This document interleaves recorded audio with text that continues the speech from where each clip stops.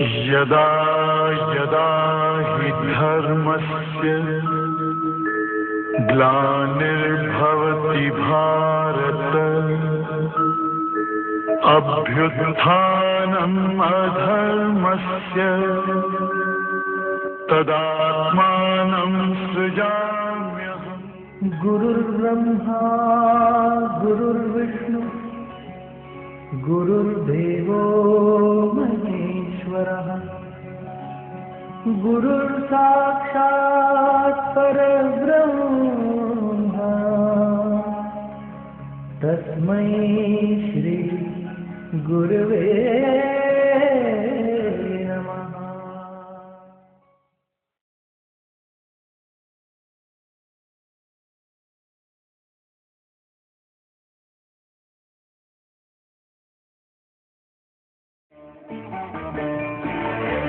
अरुणोदयम् अरुणोदयम् ശ്രീനീലകണ്ഠ ഗുരുവരൻ തന്നുടെ തിരുവവതാരത്തിനരുണോദയം അരുണോദയം അരുണോദയം ശ്രീനീലകണ്ഠ ഗുരുവരൻ തന്നുടെ തിരുവവതാരത്തിനരുണോദയം ആത്മാവിനുള്ളിൽ നിന്നോങ്കാരമന്ത്രങ്ങൾ അലയടിച്ചുയരുന്നൊരരുണോദയം ശതകോടി അർച്ചനാദീപങ്ങൾ തെളിയുന്നൊരാ ദിവ്യസുദിനത്തിൽ അരുണോദയം അരുണോദയം അരുണോദയം.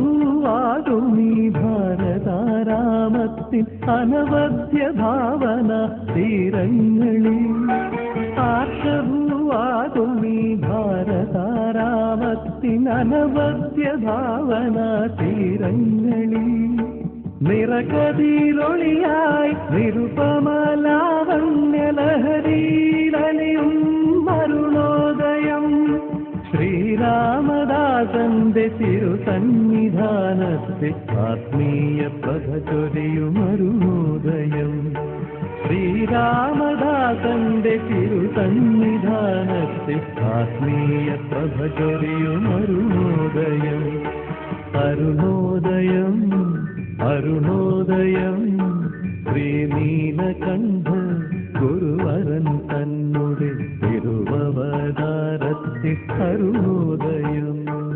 ആത്മാവിനുള്ളിൽ നിന്നോങ്കാരമന്ത്രങ്ങൾ അലയടിച്ചുയരുന്നൊരരുണോദയം ശതകോടി അർച്ചനാദീപങ്ങൾ തെളിയുന്നൊരാ ദിവ്യസുദിനത്തിൽ അരുണോദയം അരുണോദയം അരുണോദയം.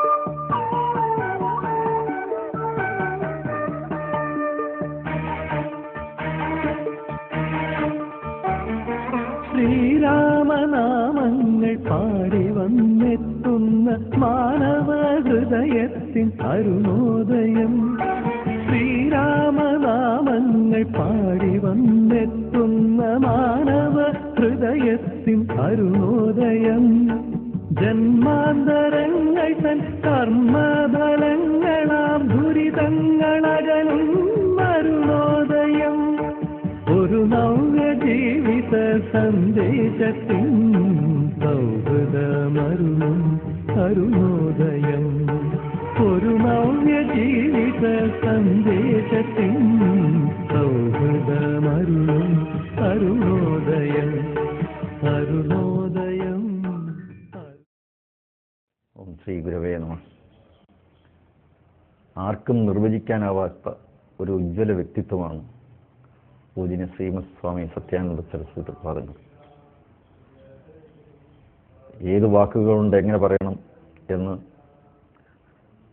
എന്നെപ്പോലുള്ളവർക്ക് ഒരിക്കലും അത് പറഞ്ഞറിയിക്കാൻ വയ്യാത്തൊരു സത്യമാണ്.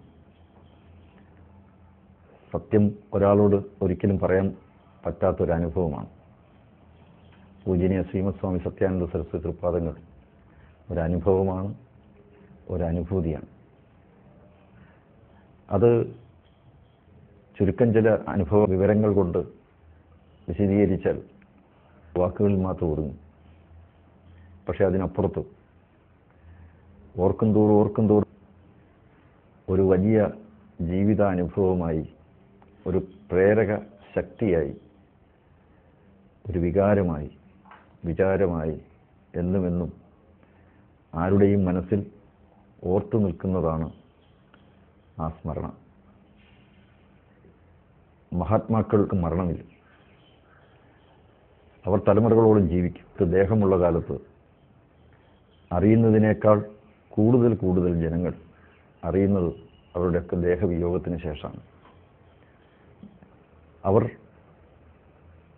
ജീവിക്കുന്നത് ദേഹം വെടിഞ്ഞ ശേഷമാണ്. എന്നും ജനങ്ങളുടെ മനസ്സിൽ അനശ്വരമായ ഒരു സ്മരണയായി ജ്വലിച്ചു നിൽക്കുന്നത് മഹാത്മാക്കളുടെ ഏറ്റവും വലിയ ലക്ഷണം അതാണ്. ജീവിച്ചിരിക്കുന്ന കാലത്ത് എല്ലാവരും അറിയുകയും അതോടെ ദേഹവിയോഗത്തോടെ ആ സ്മരണയെല്ലാം അസ്തമിക്കുകയും ചെയ്യുന്നത് നമ്മൾ പലപ്പോഴും കണ്ടിട്ടുണ്ട്. പൂജ്യനീയ ശ്രീമദ് സ്വാമി സത്യാനന്ദ സരസ്വതി തൃപ്പാദങ്ങൾ അദ്ദേഹത്തിൻ്റെ ദേഹം നമുക്കൊക്കെ കാണാവുന്ന ഒരു കാലത്ത് അദ്ദേഹം പലതും പറഞ്ഞു, പലതും ഇച്ഛിച്ചു, പലതും വേണ്ടി അദ്ദേഹം കഷ്ടപ്പെട്ടു, കഠിനാധ്വാനം ചെയ്തു. വളരെ സുന്ദരമായ സമത്വ അധിഷ്ഠിതമായ ഒരു സാമൂഹ്യ ജീവിതക്രമത്തെക്കുറിച്ച് അദ്ദേഹം എപ്പോഴും പറയാറുണ്ടായിരുന്നു. അത് വെറും ഒരു സ്വപ്നം എന്ന നിലയ്ക്ക് മാത്രമേ കേട്ടവർ ധരിച്ചിട്ടുണ്ടായിരിക്കുകയുള്ളൂ.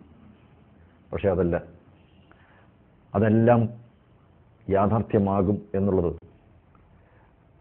പൂജനീയ സ്വാമിജിയെ അടുത്തറിയാവുന്ന എല്ലാവർക്കും ബോധ്യപ്പെട്ടിട്ടുള്ളത് യാഥാർത്ഥ്യമാണ്. ഇന്നല്ലെങ്കിൽ നാളെ ഓരോന്നുമായി അദ്ദേഹം തന്നെ ആ സത്യം തന്നെ നടപ്പിലാക്കും. കേവലം കെട്ടുകഥകളോ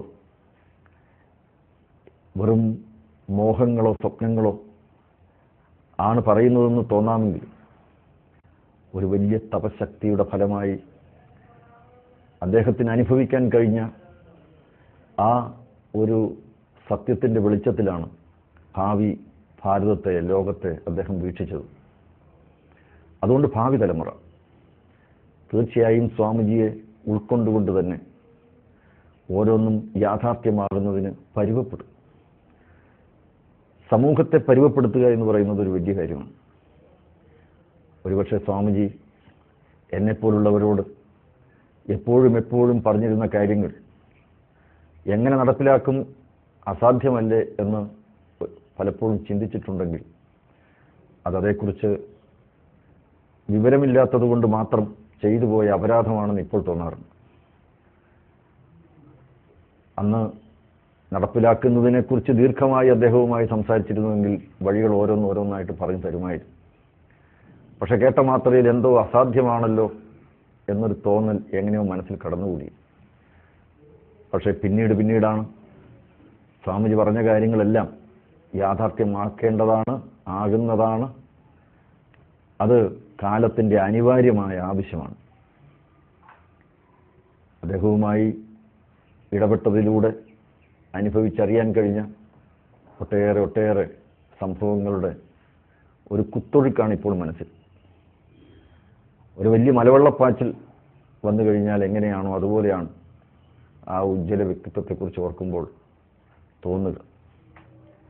നിരവധി ആളുകൾ ഒരു ബസിൻ്റെ വാതിലിലേക്ക് തള്ളിക്കയറുമ്പോൾ ആർക്കും കയറാൻ പറ്റാത്ത ഒരവസ്ഥ ഉള്ളതുപോലെയാണ് നിരവധി ചിന്തകളും അനുഭവങ്ങളും മനസ്സിലേക്ക് കടന്നു കയറി ചേരുമ്പോൾ അതിൽ നിന്ന് ഒരെണ്ണം എടുക്കാൻ വളരെയേറെ ബുദ്ധിമുട്ട്. എങ്കിലും ശ്രമിക്കുകയാണ്. സ്വാമിജിയെ ആദ്യമായി കാണാൻ കഴിഞ്ഞത് പാലുകാച്ചിമലയുടെ മുകളിൽ നിന്നാണ്. അന്നവിടെ അദ്ദേഹം ആ മല കണ്ട സന്ദർഭത്തിൽ എത്രയോ വർഷങ്ങൾക്ക് മുമ്പ് നടന്ന യാഗങ്ങളും യജ്ഞങ്ങളും സംഭവവികാസങ്ങളുമൊക്കെ അദ്ദേഹത്തിൻ്റെ മനസ്സിൽ ഓടിയെത്തുകയായിരുന്നു. അദ്ദേഹത്തിൻ്റെ മനസ്സ് മുഴുവൻ പൂർവകാല സൂരികൾ അവിടെ പടുത്തുയർത്തിയ ത്യാഗോജ്വലമായ ഒട്ടേറെ സ്ഥാപനങ്ങളുടെയും സംഭവങ്ങളുടെയും യജ്ഞങ്ങളുടെയും പരിപാടികളുടെയും ഒക്കെ ഉജ്ജ്വല സ്മരണകൾ അദ്ദേഹത്തിൽ അങ്ങനെ അണപൊട്ടി ഒഴുകുകയായിരുന്നു. അവിടെ ചിന്താധീനനായി നിശബ്ദനായി അനന്തമായ വിഹായസിലേക്ക് നോക്കി ആ കുന്നിൻ്റെ മുകളിൽ, ആ മലയുടെ മുകളിലിരിക്കുന്ന സ്വാമി തത്പാദങ്ങളെ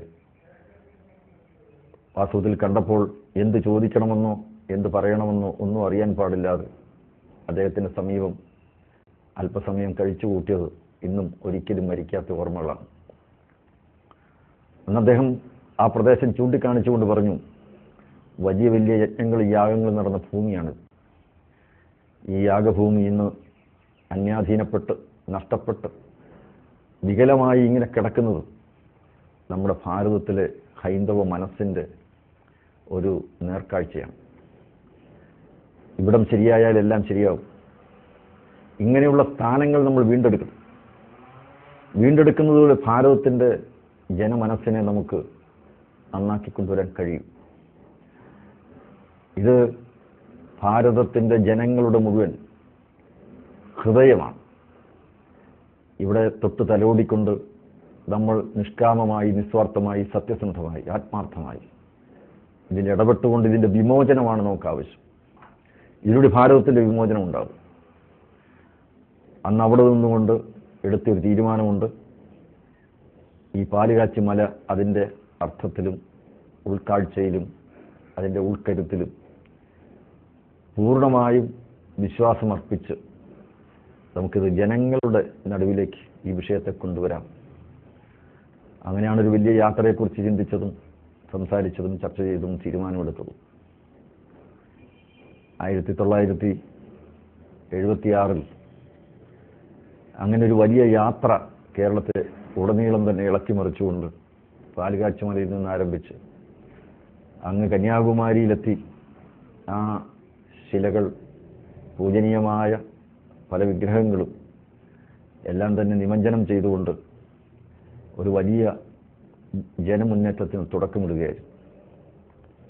പക്ഷെ ഒരിക്കൽ പോലും ആരും ചിന്തിക്കാത്ത ഒട്ടേറെ കാര്യങ്ങൾ അദ്ദേഹം തൻ്റെ യാത്രക്കിടയിൽ ജനങ്ങളോട് പങ്കുവെക്കുകയുണ്ടായി.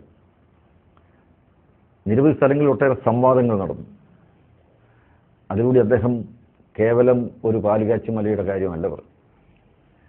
പാലുകാച്ചിമല ഒരു നിമിത്തം മാത്രമാണ്, ഒരു പ്രതീകമാണ്. പക്ഷേ അത് കേരളത്തിലെ ഒട്ടേറെ ജീർണിച്ചു കിടക്കുന്ന ക്ഷേത്രങ്ങളെ പുനരുദ്ധരിക്കാൻ, ഒട്ടേറെ ചരിത്ര സംഭവങ്ങൾ അന്തിയുറങ്ങുന്ന ഒട്ടേറെ സ്ഥലങ്ങൾ പുനരുജ്ജീവിപ്പിക്കാൻ ഒക്കെ സഹായകമായി എന്നുള്ളതാണ്. പാലുകാച്ചിമല എന്ന് പറയുന്ന ഒരു സംഭവത്തോടു കൂടിയാണ് മലബാർ പ്രദേശത്തെ നിരവധി ക്ഷേത്രങ്ങൾ പുനരുദ്ധരിക്കാൻ പ്രേരണ നൽകിയത്. അത് വാസ്തവത്തിൽ ഒരു നിമിത്തമായി. അദ്ദേഹം അത് വീണ്ടും അവിടെ പ്രതിഷ്ഠിക്കാൻ വേണ്ടിയിട്ടുള്ള വിഗ്രഹവുമായി യാത്ര നടത്തുന്നു. എത്രയോ കഷ്ടപ്പാടാണ്, എത്രയോ ദുരിതമാണ് അവിടെ ഒന്ന് ചെല്ലുക എന്ന് പറയുന്നതിന്. പക്ഷെ അതൊന്നും സ്വാമികളെ സംബന്ധിച്ചിടത്തോളം ഒരു വലിയ പ്രശ്നമായിരുന്നു. അദ്ദേഹം എപ്പോഴും പറയാറുണ്ട്, ശരിയാണ്, ഒരു കാര്യം സാധിച്ചെടുക്കാൻ വേണ്ടി കഷ്ടപ്പെടണം, ബുദ്ധിമുട്ടണം, ത്യാഗം സഹിക്കണം. ശരീരം നോവും, പല ആരോപണം കേൾക്കേണ്ടി വരും. മനസ്സൊരു പക്ഷേ നൈരാശ്യത്തിലേക്കും ആലസ്യത്തിലേക്കും വഴുതിപ്പോയി എന്നും വരാം. പക്ഷെ അടിയുറച്ചു നിന്നുകൊണ്ട് എന്തും വരട്ടെ എന്ന് ചിന്തിച്ചുകൊണ്ട് മുന്നോട്ടേക്ക് പോകാൻ കഴിയുന്നവർക്ക് മാറ്റമുണ്ടാക്കാൻ പറ്റും, പരിവർത്തനം ഉണ്ടാക്കാൻ പറ്റും. കേരളത്തെ മുഴുവൻ ആലസ്യത്തിൽ നിന്നും നൈരാശ്യത്തിൽ നിന്നും ഹിന്ദു ജനസമൂഹത്തെ അദ്ദേഹം കൈക്ക് പിടിച്ചുണർത്തുകയായിരുന്നു. മുന്നോട്ടേക്ക് നയിക്കാനുള്ള പ്രേരണ, മുന്നോട്ടേക്ക് പോകാനുള്ള ഒരു ആവേശം, ഒരു പ്രചോദനം ആയിരുന്നു അദ്ദേഹം ആ പരിപാടിയിലൂടെ നൽകിയിരുന്നു.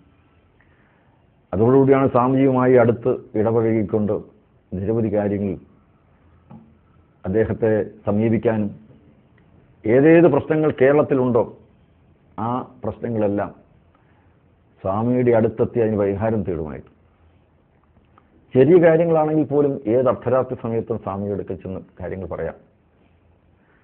അത്രത്തോളം സ്വാതന്ത്ര്യവും വാത്സല്യവും കാരുണ്യവും ആവോളം അദ്ദേഹത്തിൽ നിന്നും അനുഭവിക്കാൻ കഴിഞ്ഞു.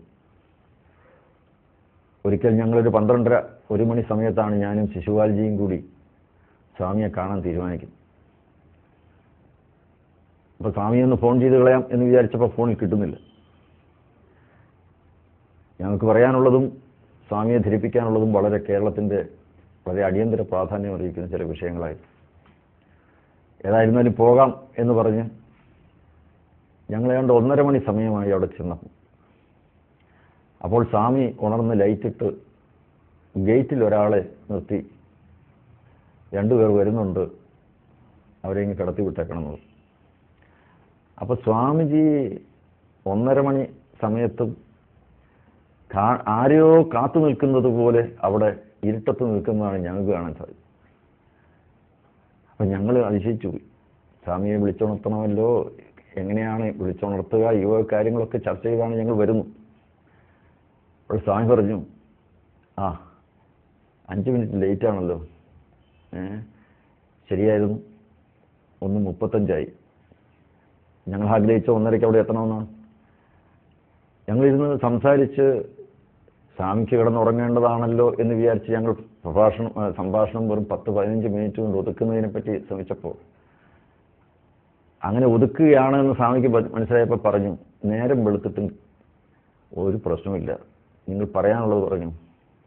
കാരണം നീയും ഉറക്കളയ്ക്കുന്നത് സമൂഹത്തിന് വേണ്ടിയാണ്, ഞാനും ഉറക്കളയ്ക്കുന്നത് സമൂഹത്തിന് വേണ്ടിയാണ്. നമ്മൾ രണ്ടുപേരും ഉറങ്ങാതിരിക്കുന്നത് സമൂഹത്തിന് വേണ്ടിയാണ്, നമ്മുടെ ആരുടെയും വ്യക്തിപരമായ ഒരു ആവശ്യമല്ല. അപ്പം ഞങ്ങൾ സംസാരിച്ച വിഷയം ശബരിമല ഗുരുവായൂരാണ്. രണ്ടിടത്തും ഉണ്ടായ വലിയ സ്ഫോടനാത്മകമായ സ്ഥിതിവിശേഷത്തെക്കുറിച്ചാണ്. അപ്പോൾ സംസാരിക്കാതിരിക്കാൻ നിവൃത്തിയില്ല, പിറ്റേ ദിവസം രാവിലത്തേക്ക് ആക്കാൻ നിവൃത്തിയില്ല. സ്വാമിജിയുടെ അഭിപ്രായം കേട്ടതിന് ശേഷം വേണം പിറ്റേ ദിവസം വെളുപ്പിന് സ്ഥലം വിടാൻ. സ്വാമിജി എല്ലാ വിഷയങ്ങളിലേക്കും കടന്നിറങ്ങി ചെന്നുകൊണ്ട് ശബരിമലയ്ക്കും ഗുരുവായൂർ ക്ഷേത്രത്തിനും എന്തൊക്കെയാണ് വേണ്ടത് എന്നുള്ളതിനെക്കുറിച്ച് ചർച്ച ചെയ്തൊരു കർമ്മ പദ്ധതി നേരം വിളിക്കുമ്പോഴത്തേക്കും അവതരിപ്പിച്ചു കഴിഞ്ഞു. അത് ഞങ്ങളെ സംബന്ധിച്ചിടത്തോളം, ഞങ്ങൾ രണ്ടുപേരെ സംബന്ധിച്ചിടത്തോളം ഒരു വലിയ ഒരു ആത്മവീര്യം പകർന്നു തന്ന ഒന്നായിരുന്നു. സ്വാമിജി ഒരു പ്രശ്നത്തെപ്പറ്റി സംസാരിക്കുന്ന സന്ദർഭത്തിൽ അദ്ദേഹം നിർദ്ദേശിക്കുന്ന പരിഹാരം ആ പ്രശ്നത്തിന് മാത്രമല്ല, സമൂഹത്തിന് മൊത്തമാണ്. ഒരു പ്രശ്നം അതൊരു കാരണം മാത്രമാണ്. കാര്യം എന്താണ്?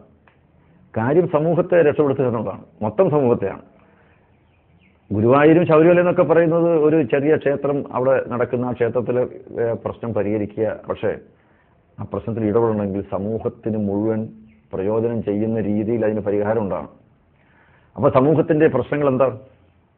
അദ്ദേഹം എപ്പോഴും പറയാറുള്ളത്, ഏത് പ്രശ്നത്തിൽ ഇടപെട്ട് കഴിഞ്ഞാലും 4 കാര്യങ്ങളെക്കുറിച്ച് ചിന്തിച്ചുകൊണ്ട് വേണം. അത് ഗുരുവായൂർ പ്രശ്നമായിക്കോട്ടെ, ശബരിമല ആയിക്കൊള്ളട്ടെ, അത് ഏത് ക്ഷേത്ര വിഷയമായിക്കൊള്ളട്ടെ, അല്ലെങ്കിൽ സാമൂഹ്യ വിഷയമായിക്കോട്ടെ, ഏതുമായിക്കൊള്ളട്ടെ, 4 കാര്യങ്ങൾ ഹിന്ദുക്കൾ അഭിമുഖീകരിച്ചുകൊണ്ടിരിക്കുന്ന പ്രശ്നങ്ങളാണ്. 1 മതം മാറ്റം, 2 മതവിവേചനം. ഹിന്ദുക്കളായി പോയി എന്നുള്ളത് കൊണ്ട് മാത്രം ഹിന്ദുക്കളോട് കാണിക്കുന്ന വിവേചനം, അവരോട് കാണിക്കുന്ന അവഗണന, അവജ്ഞയോടുകൂടി ആ സമൂഹത്തെ നോക്കിക്കാണുന്ന ഭരണാധികാരി വർഗം. 3ാമതായിട്ട് സമൂഹത്തിൽ ഉള്ള ഈ ജാതി ചിന്തകളും ഈ സ്പർദ്ധയും വിദ്വേഷവും അതിൻ്റെയൊക്കെ പേരിലുള്ള ഈ ഏറ്റുമുട്ടലുകൾ, അത് ആഭ്യന്തര പ്രശ്നമാണ്. ഏത് വിഷയത്തിൽ നിങ്ങൾ ഇടപെടുമ്പോഴും ആ വിഷയങ്ങൾക്കെല്ലാം ഈ തരത്തിലുള്ള മാനങ്ങൾ. അപ്പോൾ ശബരിമല തീർത്ഥാടനത്തെ നിങ്ങൾക്കൊരു സാമൂഹ്യ മുന്നേറ്റമാക്കി മാറ്റണം. അത് ഹിന്ദുക്കളുടെ അവാന്തര വിഭാഗങ്ങൾ തമ്മിലുള്ള ഒരു അഭിപ്രായ വ്യത്യാസങ്ങളും ശത്രുതയും ഒക്കെ ഇല്ലാതാക്കി അവരിലൊരു കൺസോളിഡേഷൻ, അവരിലൊരു ഏകീകരണം ഉണ്ടാക്കാൻ എങ്ങനെ ശബരിമല തീർത്ഥാടനത്തെ ഉപയോഗപ്പെടുത്താമെന്നതിനെക്കുറിച്ചാണ് ചിന്തിക്കേണ്ടത്. അല്ലാതെ അവിടെ ഒരു മൂത്രപ്പുര കെട്ടണം, അല്ലെങ്കിൽ അവിടുത്തെ ചില കാര്യങ്ങളൊക്കെ നീക്കം ചെയ്യണം, മാലിന്യങ്ങൾ നീക്കം ചെയ്യണം എന്നുള്ളത് ആ ചെയ്യുന്ന കർമ്മത്തിൽ മാത്രം പോരാ. ശബരിമലയിലെ മാലിന്യങ്ങൾ നീക്കം ചെയ്യുന്നതിലൂടെ ഹിന്ദു സമൂഹത്തിൻ്റെ മനസ്സിൻ്റെ ഉള്ളിലെ മാലിന്യങ്ങൾ നീക്കം ചെയ്യണം. അപ്പോൾ ഒരു കാര്യം ചെയ്യുമ്പോൾ അത് സമൂഹത്തിന് വേണ്ടിയാണ്. അല്ലാതെ കേവലം ഏറ്റെടുത്തിരിക്കുന്ന ഭൗതികമായ അതിൻ്റെ ആ ചുറ്റുപാടിൽ മാത്രം നിന്നുകൊണ്ടാവരും. അദ്ദേഹം ഓരോ പ്രശ്നത്തെയും കൈകാര്യം ചെയ്യുന്നത് അങ്ങനെയാണ്. 1982 വിശാല ഹിന്ദു സമ്മേളനം എറണാകുളത്ത് 5 ലക്ഷം ആളുകളെ പങ്കെടുപ്പിച്ചുകൊണ്ട് ആ സമ്മേളനം നടക്കുമ്പോൾ എന്തായിരിക്കണം അതിൻ്റെ സന്ദേശം എന്നുള്ളതിനെക്കുറിച്ച് സ്വാമിജിയുമായിട്ട് ചർച്ച ചെയ്യാൻ അതിൻ്റെ സംഘാടകരായിട്ടുള്ള അന്നത്തെ മാധവ്ജി, പരമേശ്വർജി, ഭാസ്കർ റാവുജി അങ്ങനെ ഉള്ളവരെല്ലാം ആശ്രമത്തിൽ വരികയുണ്ടായി. സ്വാമിജി എന്തായിരിക്കണം നമുക്ക് കൊടുക്കേണ്ട മെസ്സേജ്? സ്വാമിജി എടുത്ത വായിൽ തന്നെ പറഞ്ഞു, ഹിന്ദുക്കൾ ഒന്നാവുക എന്നുള്ളത് തന്നെയാണ് വിശാല ഹിന്ദു സമ്മേളനം. അപ്പോൾ പരമേശ്വർജി അപ്പോൾ പറഞ്ഞു, ഹിന്ദിയിലൊരു പാട്ടുണ്ട് സ്വാമി, ഹിന്ദു ഹിന്ദു ഏക് രഹേ. മതിയല്ലോ, അത് മതിയല്ലോ. അപ്പം മാധവ്ജി പറഞ്ഞു, അങ്ങനെയാണ്, അത് നമുക്ക് മലയാളത്തിലാക്കാം പോരെ, അത് നമുക്ക് ഗീതമായിട്ടെടുക്കാമല്ലോ. അപ്പോൾ അത് ആരെഴുതും? പക്ഷെ അത് കേരളത്തിൻ്റെ പശ്ചാത്തലത്തിൽ വേണം. അത് അവിടുത്തെ ഒരു പശ്ചാത്തലത്തിൽ ഒരു നാഷണൽ ഒരു ഔട്ട്ലുക്കിൽ ഒരു പെർസ്പെക്റ്റീവ് എഴുതിയൊരു പാട്ടാണ് ഹിന്ദു ഹിന്ദു ഏക് രഹേ. പക്ഷെ നമുക്ക് ഇവിടെ കേരളത്തിൻ്റെ പശ്ചാത്തലത്തിൽ, സാമൂഹ്യ പശ്ചാത്തലത്തിൽ ഒരു പാട്ടാണ് വേണ്ടത് എന്ന് പറഞ്ഞു. അങ്ങനെ ആ ചുമതല പരമേശ്വർജി ഏറ്റെടുത്തു. അത് എല്ലാവരുടെ കൂടി അങ്ങനെ ഒരു പാട്ടാണ് ഹിന്ദുക്കൾ നാം ഒന്നാണ് എന്നുള്ള പാട്ട്. അപ്പം അന്നത്തെ ആ പാട്ട് വാസ്തവത്തിൽ കേരളത്തിലെ ഹൈന്ദവ സമൂഹത്തിൽ വലിയൊരു ഉണർവായിരുന്നുണ്ടായിരുന്നു.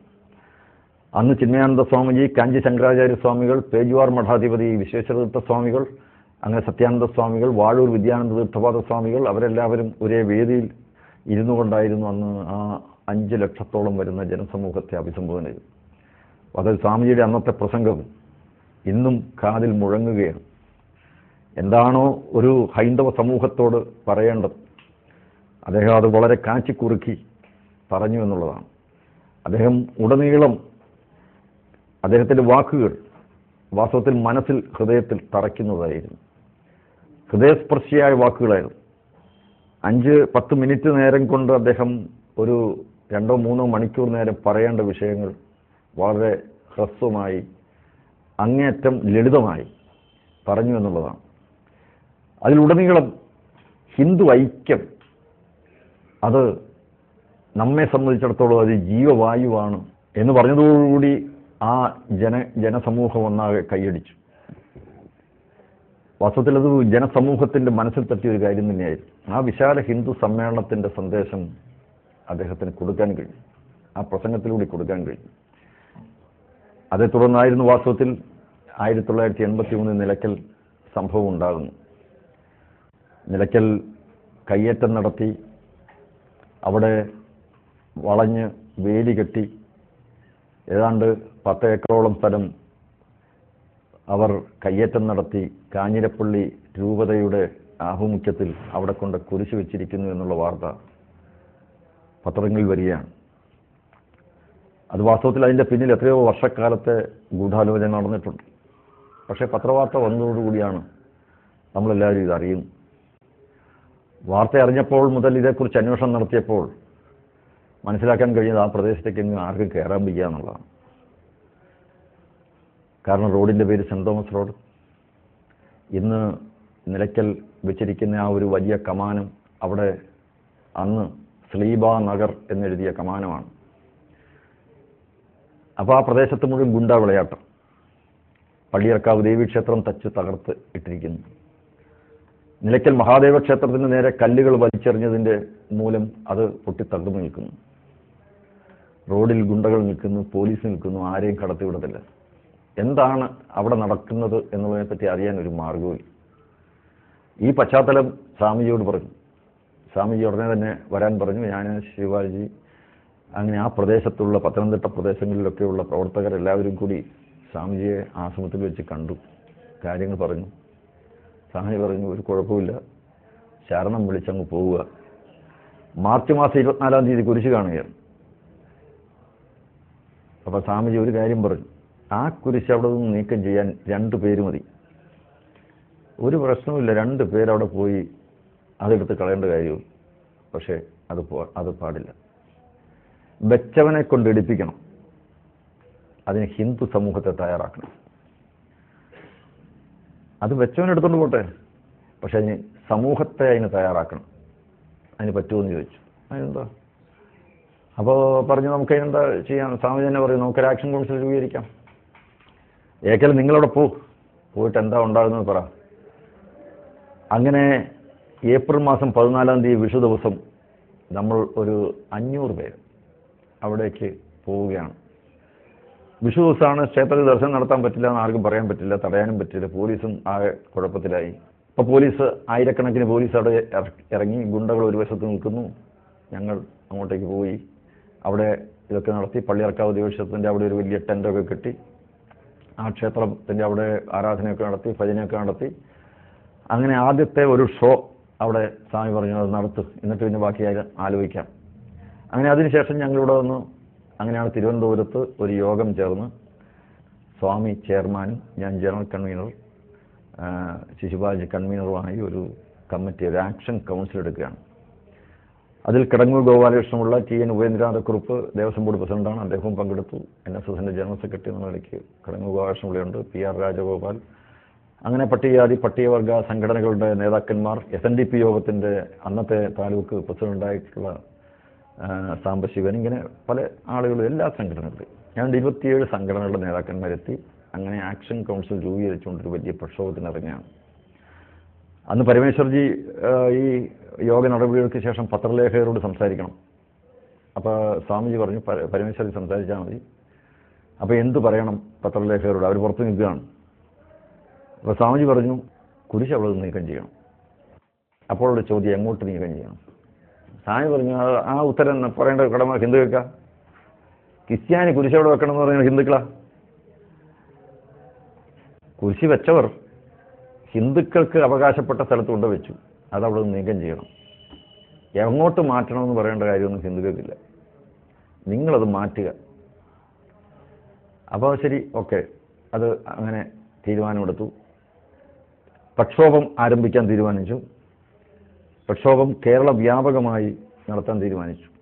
ആ പ്രക്ഷോഭം വാസ്തവത്തിൽ കേരളത്തെ മുഴുവൻ പിടിച്ചുലയ്ക്കുന്നതായിരുന്നു. കാരണം സ്വാമിജിയാണ് ചെയർമാൻ. സെക്രട്ടേറിയറ്റ് നടയിൽ സത്യാഗ്രഹ പരിപാടികൾ ഒരു വശത്ത്, കേരളം മുഴുവൻ വ്യാപകമായ ജനമുന്നേറ്റം. അങ്ങനെ അവർ ദേവസ്വം ബോർഡുമായിട്ട് ആലോചിച്ച് അവിടെ നിന്ന് കുരിശ് മാറ്റാൻ തീരുമാനിച്ചു. പക്ഷെ മാറ്റിയത് കുറച്ചങ്ങോട്ട് മാറി, പടിഞ്ഞാറ് ഭാഗത്തേക്കാണ്. എന്ന് പറഞ്ഞാൽ അയ്യപ്പന്മാരാരും വരാത്തൊരു സ്ഥലമാണെന്നൊക്കെ പറഞ്ഞ് വേറൊരു സ്ഥലത്തേക്ക് മാറ്റി. ദേവസ്വം ബോർഡും ഗവൺമെൻറ്റും അന്ന് മുഖ്യമന്ത്രി കരുണാകരനും എല്ലാവരും കൂടെ കൂടിയെടുത്ത തീരുമാനമാണ്. അപ്പോൾ പ്രശ്നം തീർന്നു എന്ന് പറഞ്ഞ് പത്രത്തിൽ വന്നു. ഈ പത്രലേഖകരെല്ലാവരും കൂടി സ്വാമിയോട് അഭിപ്രായം ചോദിച്ചു. സ്വാമി, ഇത് എല്ലാം സൗകര്യപ്രദമായ ഒരു സ്ഥലത്തേക്ക് മാറ്റി വെച്ചല്ലോ, ഇനിയിപ്പോൾ എന്താ പ്രശ്നം? ആരോടും ആലോചിക്കാതെ തന്നെ സ്വാമി പറഞ്ഞു കുരിശ് ആ പൂങ്കാവനത്തിൽ ഒരിടത്തും വെക്കാൻ ഞങ്ങൾ നോക്കിയത്. 18 മലകൾ ആണ് പൂങ്കാവനം. പൂങ്കാവനത്തിലെ 18 മലകൾ എന്ന് പറയുന്നത് ശബരിമല അയ്യപ്പസ്വാമിയുടെ 18 പടികളുടെ പ്രതീകമാണ്. 18 പടി ചവിട്ടിയാൽ പൂങ്കാവനത്തിൽ ഉടനീളം 18 മലകളിൽ മലദൈവങ്ങളെ ദർശനം നടത്തി ഒരാൾ തീർത്ഥാടനം പൂർത്തിയാക്കിയെന്ന അർത്ഥം. ശബരിമല അയ്യപ്പൻ്റെ അടുക്കൽ എത്തിയെന്നാണ് അതിൻ്റെ അർത്ഥം. അതുകൊണ്ട് പൂങ്കാവനത്തിൽ ഒരിടത്തും ഞങ്ങൾ സമ്മതിക്കില്ല. അപ്പോൾ കരുണാകരൻ്റെ പ്രസ്താവന, മനഃപൂർവ്വം ഇനി പ്രശ്നം ഉണ്ടാക്കാൻ ആണ് സമരക്കാർ ശ്രമിക്കുന്നതെങ്കിൽ അടിച്ചമർത്തും. വർഗീയ കലാപമാണ് ഇവിടെ അവരുദ്ദേശിക്കുന്നതെങ്കിൽ നടപ്പില്ല, ഈ സർക്കാർ സമ്മതിക്കില്ല എന്നൊക്കെ പറഞ്ഞുള്ള അദ്ദേഹത്തിൻ്റെ പ്രസ്താവന. അങ്ങനെയാണ് കോട്ടയത്ത് ആക്ഷൻ കൗൺസിലിൻ്റെ യോഗം ചേരുകയാണ്. 1-ാം തീയതി, ജൂൺ മാസം 1-ാം തീയതിയാണ്. ആക്ഷൻ കൗൺസിലിൻ്റെ യോഗത്തിൽ തീരുമാനിച്ചു നമുക്ക് അങ്ങോട്ടേക്ക് മാർച്ച് ചെയ്യാം. വെടിയെങ്കിൽ വെടി വരട്ടെ, എല്ലാ സന്യാസിമാരും പോവുക, നമുക്ക് അങ്ങോട്ട് തീരുമാനം എടുത്താൽ എന്താ, ശരി തീരുമാനിക്കാമെന്ന് പറഞ്ഞു. അപ്പോൾ എല്ലാവരും കൂടി പറഞ്ഞു സ്വാമി ഏതായാലും വരണ്ട, ഒരാൾ ഫീൽഡിൽ വേണം, അറസ്റ്റ് വരിച്ചാൽ തന്നെ അവർ അറസ്റ്റ് വരിക്കട്ടെ, സ്വാമി. അങ്ങനെ ഞാനും സ്വാമിയും മാറി നിന്നു. ബാക്കിയുള്ള എല്ലാവരെയും സംഘടിപ്പിച്ചുകൊണ്ട് മറ്റ് ആൾക്കാർ, സന്യാസിമാരും, ഏതാണ്ടൊരു 4000-5000-ഓളം ആളുകൾ വെറും 2-3 ദിവസം കൊണ്ട് സംഘടിപ്പിച്ച് 4-ാം തീയതിയാണ്, ജൂൺ 4-ാം തീയതിയാണ് നിലയ്ക്കൽ മാർച്ച്. നിലയ്ക്കൽ മാർച്ച് അവിടെ എത്തിയപ്പോഴേക്കും പോലീസ് തടയുന്നു, ലാത്തിച്ചാർജ് ചെയ്യുന്നു, വെടിവെക്കുന്നു, ടിയർ ഗ്യാസ് ഷെല്ലുകൾ പൊട്ടിക്കുന്നു. അതിനിഷ്ഠുരമായി അവിടെ എത്തിയ സന്യാസിമാരിൽ അവരൊക്കെ വളഞ്ഞു നിർത്തി പോലീസ് മർദ്ദിക്കുന്നു. കരുണാകരൻ ഫ്രീ ഹാൻഡ് കൊടുത്തിരിക്കുകയാണ് പോലീസ്, എന്തും ചെയ്തോളാം. കാരണം ഇനി പോലീസ് അവിടെ നിന്ന് പ്രശ്നമില്ലാത്ത ഒരു സ്ഥലത്തേക്ക് മാറ്റി വെച്ച് ഇവർ കുഴപ്പമുണ്ടാക്കാൻ വേണ്ടി മാത്രമാണ് നടക്കുന്നത് എന്ന് പറഞ്ഞു. സ്വാമികൾ അതിന് വ്യക്തമായ മറുപടി ഈ പോലീസ് ആക്ഷന് ശേഷം അദ്ദേഹം തിരുവനന്തപുരത്ത് ഒരു പത്രസമ്മേളനം നടത്തി. അദ്ദേഹം പറഞ്ഞത്, ശബരിമല പൂങ്കാവനത്തിൽ ഇറ്റിറ്റ് വീണ ഓരോ ചോരത്തുള്ളിയിൽ നിന്നും ആയിരക്കണക്കിന് ആളുകൾ, ഹിന്ദുക്കൾ ഇവിടെ സമരസജ്ജരായി മുന്നോട്ടേക്ക് വരും. ഗവൺമെൻറ് എല്ലാവരെയും അറസ്റ്റ് ചെയ്യുന്നെങ്കിൽ ചെയ്യട്ടെ. സ്വാമിയുടെ ആ ഒരൊറ്റ പത്രസമ്മേളനത്തെ തുടർന്ന് സർക്കാർ പ്രസ് സെൻസർഷിപ്പ് ഏർപ്പെടുത്തി. ഒറ്റ വാർത്തയും പുറത്തു വന്നില്ല, സ്വാമിയുടെ പത്രസമ്മേളനവും പുറത്തു വന്നില്ല. പത്രങ്ങൾ ഇടാൻ ആകെ ജന്മഭൂമി ദിനപത്രം മാത്രമായിരുന്നു അന്നുണ്ടായിരുന്നു. ഗവൺമെൻറ് തീരുമാനിച്ചു, സമരത്തെ നേരിടാൻ തീരുമാനിച്ചു. സമരം നിരോധിച്ചു. എല്ലായിടത്തും ഒരു പ്രകടനം പോലും നടത്താൻ സമ്മതിച്ചില്ല. സ്വാമിയുടെ നേതൃത്വത്തിൽ അന്ന് സെക്രട്ടേറിയറ്റ് പടിക്കലേക്ക് ഒരു വലിയ ജാഥ നടന്നു. പോലീസ് അറസ്റ്റ് ചെയ്യുമെന്നൊക്കെ പറഞ്ഞ് ഭീഷണിപ്പെടുത്തി. പക്ഷേ പോലീസിനൊന്നും ചെയ്യാൻ നിവൃത്തിയില്ലാതായി. അങ്ങനെ വീണ്ടും വീണ്ടും നിരവധി ആളുകളെ അറസ്റ്റ് ചെയ്തു, പ്രവർത്തകരെ അറസ്റ്റ് ചെയ്തു. ശിശുപാൽജി അടക്കം, ഞാനടക്കം നിരവധി ആളുകളെ പോലീസ് അറസ്റ്റ് ചെയ്തു. അങ്ങനെ ഒരു വലിയൊരു പോലീസ് രാജായിരുന്നു കേരളം. 6000 പേരെ ജയിലുകൾക്കുള്ളിലാക്കി. അതിനുശേഷം ആ പ്രക്ഷോഭം നാൾക്കുനാൾ ശക്തിപ്പെട്ടു. സ്വാമി പറഞ്ഞു, ആരും നിരാശരാകേണ്ട കാര്യമില്ല, ഭഗവാൻ അയ്യപ്പസ്വാമിയെ വിളിച്ചുകൊണ്ട് മുന്നോട്ടേക്ക് പോവുക. അങ്ങനെ കോട്ടയം കളക്ട്രേറ്റ് പടിക്കൽ ധർണ ആരംഭിച്ചു. സ്വാമി വേദാനന്ദ സരസ്വതിയാണ് ആദ്യത്തെ ബാച്ച് അറസ്റ്റ് ചെയ്തത്. ആരും ജാമ്യം എടുത്തില്ല. അപ്പോൾ സത്യാനന്ദ സ്വാമി പറഞ്ഞു, ആരും ജാമ്യം എടുക്കണ്ട, വരട്ടെ. കോട്ടയത്തെ ജയിൽ മുഴുവൻ നിറഞ്ഞു. അപ്പോൾ സ്വാമി പറഞ്ഞു, ജയിൽ നിറയട്ടെ, എന്താ ചെയ്യുന്നതെന്ന് നോക്കാം. പക്ഷേ ജയിൽ നിറഞ്ഞു കഴിഞ്ഞപ്പോഴേക്ക് എങ്ങോട്ടേക്ക് കൊണ്ടുപോകാനാണ്? അങ്ങനെ ടൂറിസ്റ്റ് ബസ്സുകളെടുത്ത് സത്യാഗ്രഹികളെ മുഴുവൻ ഇങ്ങ് തിരുവനന്തപുരം സെൻട്രൽ ജയിലിലേക്ക് കൊണ്ടുവരികയാണ് ചെയ്തത്. ആ സെൻട്രൽ ജയിലിൽ കിടന്നവരെ കാണാൻ വേണ്ടി സത്യാനന്ദ സ്വാമികൾ വന്നു. ജയിലിൽ കിടക്കുന്നവരെ കാണാൻ വേണ്ടിയാണോ? 100 കണക്കിന് ആളുകളാണ്. വാസ്തവത്തിൽ വലിയൊരു സമരാവേശം. അന്ന് ജയിലിൽ ഉണ്ടായിരുന്ന ജയിലർമാരുൾപ്പെടെ എല്ലാവരും സ്വാമിയെ ചെന്ന് സ്വീകരിച്ചുകൊണ്ട് ശരണം വിളിച്ചുകൊണ്ട് അകത്തേക്ക് വന്നൊരു കാഴ്ച. എല്ലാവരും അങ്ങ് മതിമറന്ന് അവിടെ ജയിൽ നിയമങ്ങൾ എന്തെന്നൊന്നും നോക്കാതെ തന്നെ അവിടെ ഉണ്ടായിരുന്ന എല്ലാവരും അങ്ങനെ ആർത്തു വിളിച്ച് ശരണഘോഷം മുഴക്കി. അതിൻ്റെ ഉള്ളിലേക്ക് എല്ലാവരും, അവരെ ആരെ തടഞ്ഞു നിർത്താൻ പോലീസ് അല്ലെങ്കിൽ ജയിൽ അധികാരികളെ സംബന്ധിച്ചിട്ട് യാതൊരു രക്ഷയുമില്ലായിരുന്നു. അവരെ അഭിസംബോധന ചെയ്തുകൊണ്ട് സ്വാമി പറഞ്ഞു, നിങ്ങൾ ചെയ്തിരിക്കുന്നത് ഈ നാടിൻ്റെ സംസ്കാരവും പൈതൃകവും ധർമ്മവും കാത്തു സൂക്ഷിച്ച കാവലാൾമാരെന്നുള്ള നിലയ്ക്കാണ്. നിങ്ങളെ ദൈവം നിയോഗിച്ചാണ്, ഭഗവാൻ അയ്യപ്പസ്വാമി നിയോഗിച്ചതാണ്.